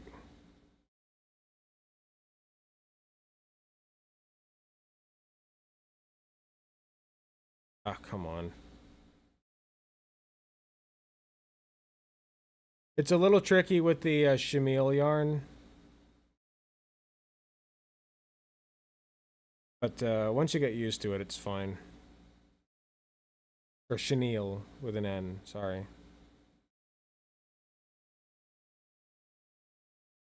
There we go. So it's on, as you can see. And then you take this, you go to the bottom, and then you just start sewing it in. Now, where I want to sew it in is crucial. So with these feet, thankfully, they're very simple. You can kind of fold it whichever way you want, and then like start sewing it in. But you want to be careful with some designs because you want to make sure that they're even. Like the arms on this one actually aren't even because I fucked up a little bit, but I think it looks fine. Like it looks fine.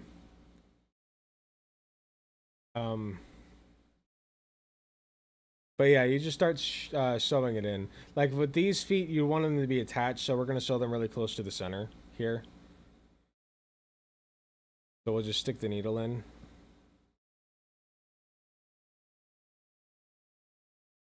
And then pull it through.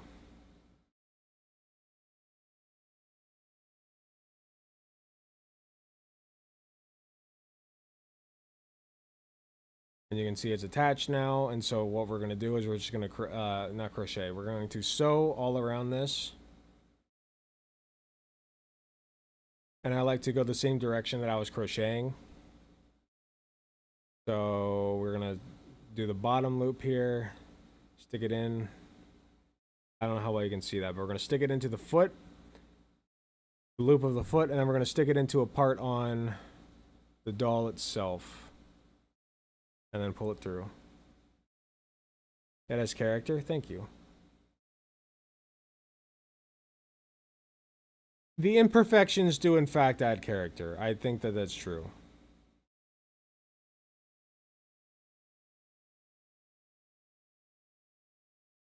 One thing we want to make sure of when we sew this on, actually, I think I did it a little bit wrong. I'm going to take it back out. We want to make sure that this is nice and centered in the middle. I'm going to redo that, actually.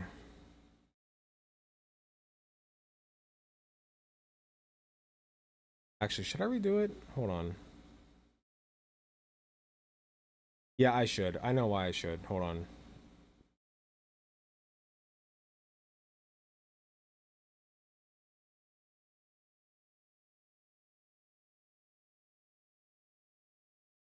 Okay.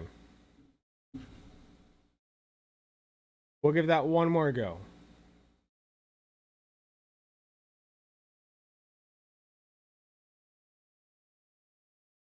This is the artistic process, peeps.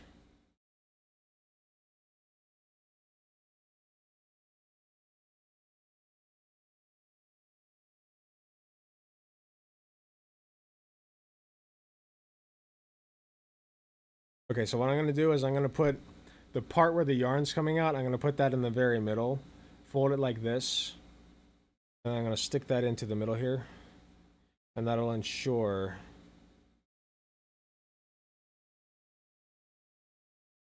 what do you fill the balls with? Same thing. But I have considered changing it to a balloon with cornstarch in it as per somebody's recommendation. I believe it was Hot Take Andy who recommended that. So I'm probably going to start doing that instead. I might actually...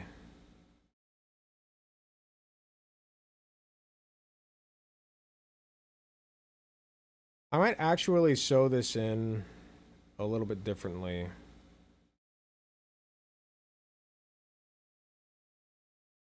Yeah, I know what I'm going to do. Hold on.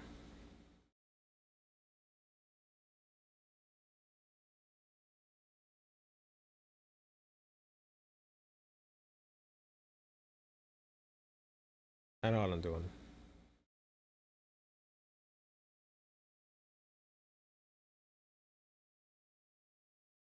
Hold up. And Queen Laura, if you're still here, I do want to finish your Gengar really badly. The craft store is currently out of the purple yarn that I used, unfortunately. So I gotta wait until they restock. You're still here, you got hella bitching at the crocheting really fast. Thank you, Roman Omen. I appreciate that. I think I did too. It's fun. It's really fun. I do it in my free time. Like, some people do it as a job. I do it as like a hobby. Like, it's just fun. I like doing it. There's something very satisfying about it. And like, I didn't like the son of a bitch. I didn't like the sewing process at first, but like recently it's kind of grown on me. So like every part of this process is pretty fun for me. So I just enjoy doing it now. I just like making stuff. You know?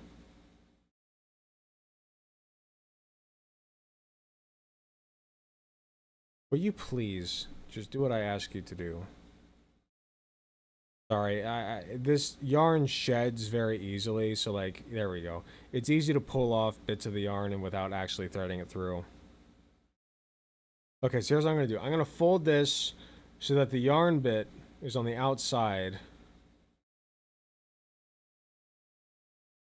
More crochet streams would be nice, but unfortunately people leave. Yeah, people come for the juice, you know. It is what it is. I'm not mad at them for that.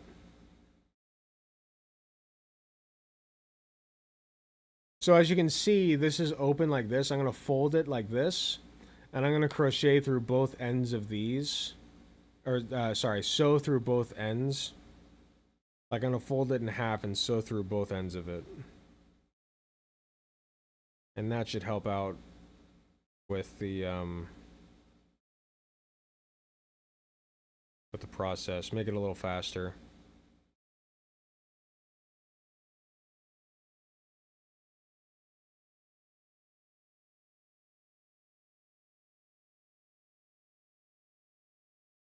There we go. There's one.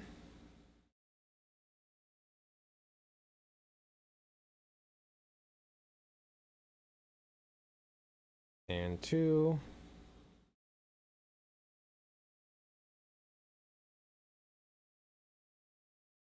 And you don't have to stuff the feet or the hands because they're like pretty thin on this one. On a lot of them you do. I could stuff them, but I don't think it's necessary. 3.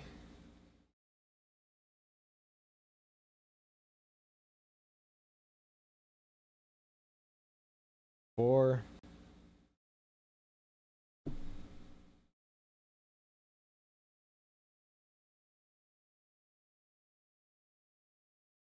Five. It's actually going to be more stitches than I anticipated. I don't know why it took me 7. But as long as it looks good.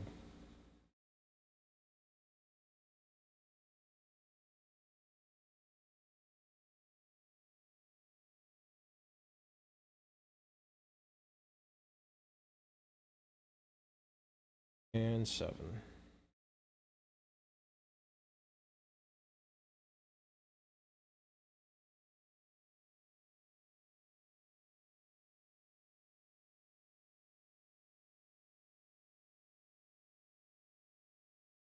Having a crochet something 47 would be cool. I have no idea what you just said.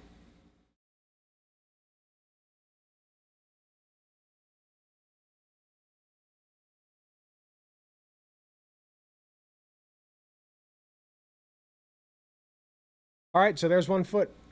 1 foot is complete. It's actually not sticking the way that I want it to. Like, I want it to kind of fan out like this, you know? So I might... Here's what I'll do. I'll stitch this top part in a little bit. That'll help it out.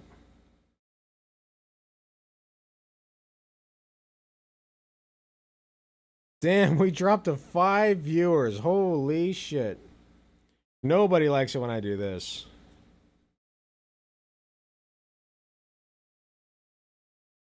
It's fine. The real one stuck around.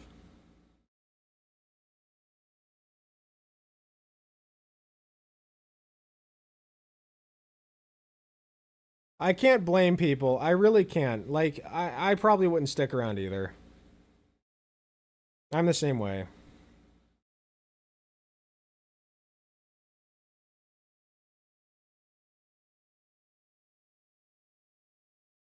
So it's fine. I'm not mad. I'm not mad. I'm not mad.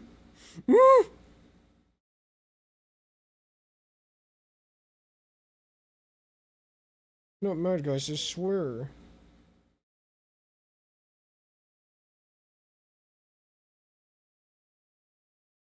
But I'm about to be if this fucking thing doesn't... There we go. Okay.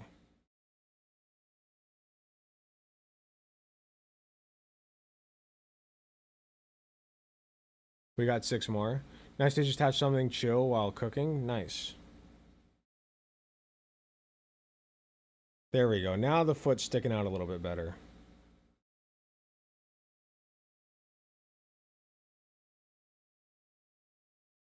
It's a little bit of extra love, you know?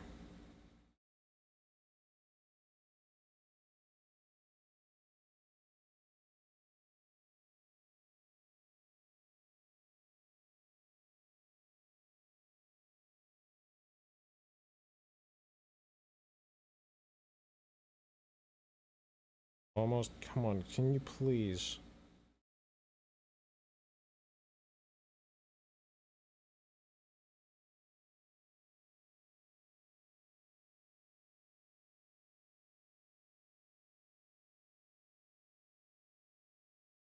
There we go. Okay.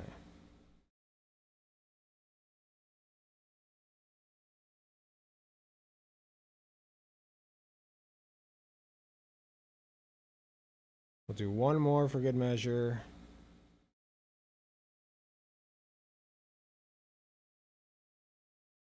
That should be good. All right, now to finish this off, all I do is I take the yarn and I stick it through a different spot. Doesn't matter what spot. Just as long as it's nice and far from the origin spot. Pull that through. And you'll see there's a little bit of a yarn tail here. And all we're going to do is we're going to take our scissors. I'm not going to cut it. Don't cut it. We're going to stuff this through. We're going to stuff it into the Jigglypuff. It will go. Can you please go?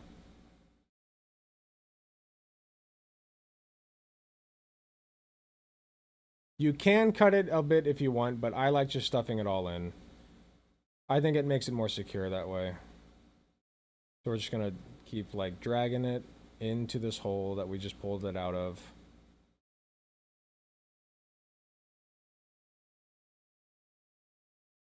Almost there. Get in there. All right, there we go. And then we just squish it a little bit and we're good. And that's a foot, baby. We got 1 foot on Jigglypuff. Very good. Those bits of fuzz off. Not bad. I think this will be really good once it's done. Gotta get 1 more foot on there.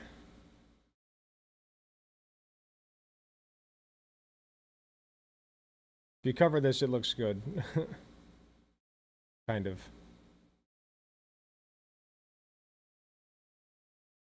I think I did a pretty good job on this.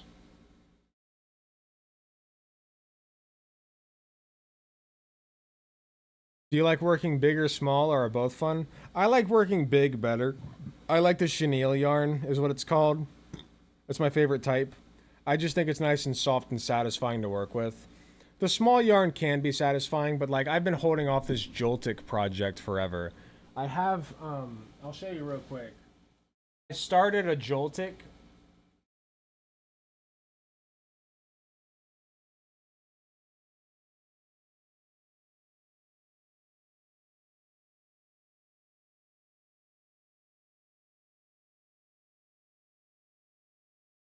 Here it is, okay. So this is the body of Joltic. And as you can tell, it's worsted weight, which is the smaller yarn. And this is the body. And I made a leg for it, but like I like working with this yarn. It's so much nicer. Something about it. It looks so tedious. It can be, but it is what you make it, right? Like if you don't like crocheting, if you like if it's not your thing, then yeah, it's going to be tedious. But like I just think it's satisfying. Like it's really satisfying to work your hands like that.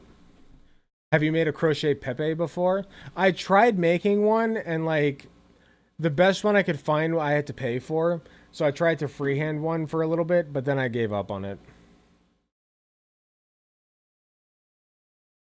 Captain Long Jigglypuff Silver, the one-legged Pokemon. There you go. I think this is going to look really good once it's done.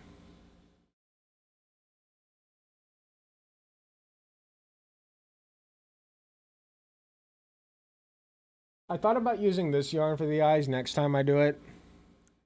Because the eyes right now look a little bit dead. But it is trans-colored, so I can't say that it's that bad. But it's fun. It's really fun. What's up, Sake? How you doing?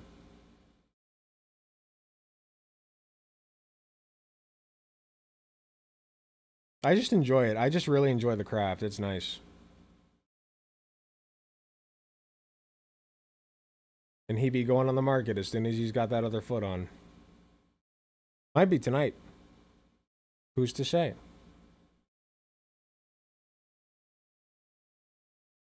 I think I did a pretty good job on this one. I think this is tied with Gengar for my best one so far. The eyes look dead. This Jigglypuff has seen some things. I have gotten that comment, yes. I think it looks good, though. You can make Jigglypuff with just about any colored eye. You'll still recognize it. Considering how much of a mountain Alec is, that Jigglypuff was massive. Thank you. Appreciate it. Squish! Squish! It's very sturdy, too. Squish!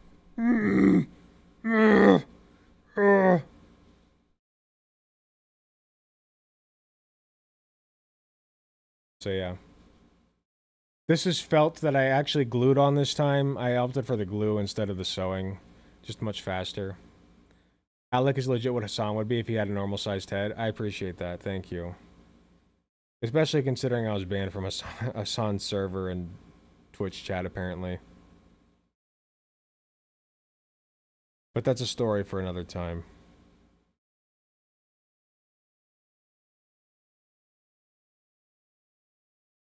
The nice design choice. Thank you. All right.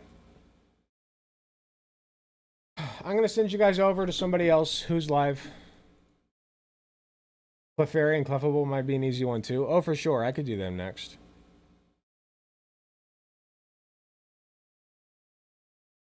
Who's live? We got Riverboat Jack is live. We'll raid into Riverboat Jack. And I finally figured out how to raid on YouTube, so I'll do that real quick.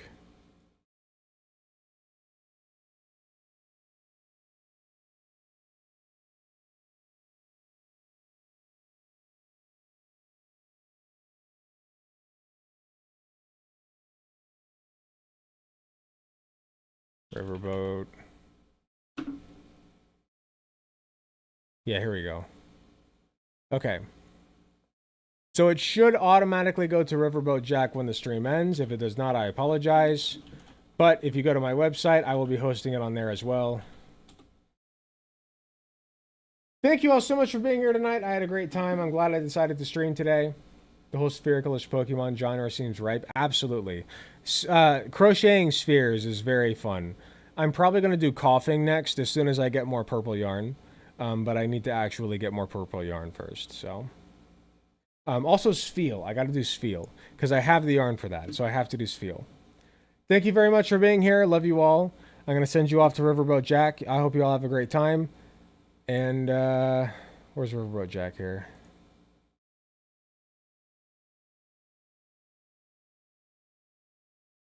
Where is it? Oh, here we go. Okay. All right, have a good time with Riverboat Jack. I will be back probably on Tuesday. Not going to guarantee it just because I haven't guaranteed anything yet. And I've been streaming a lot lately, so I might need a break, but we'll see. But thank you all for being here. Love you all. Have a great night.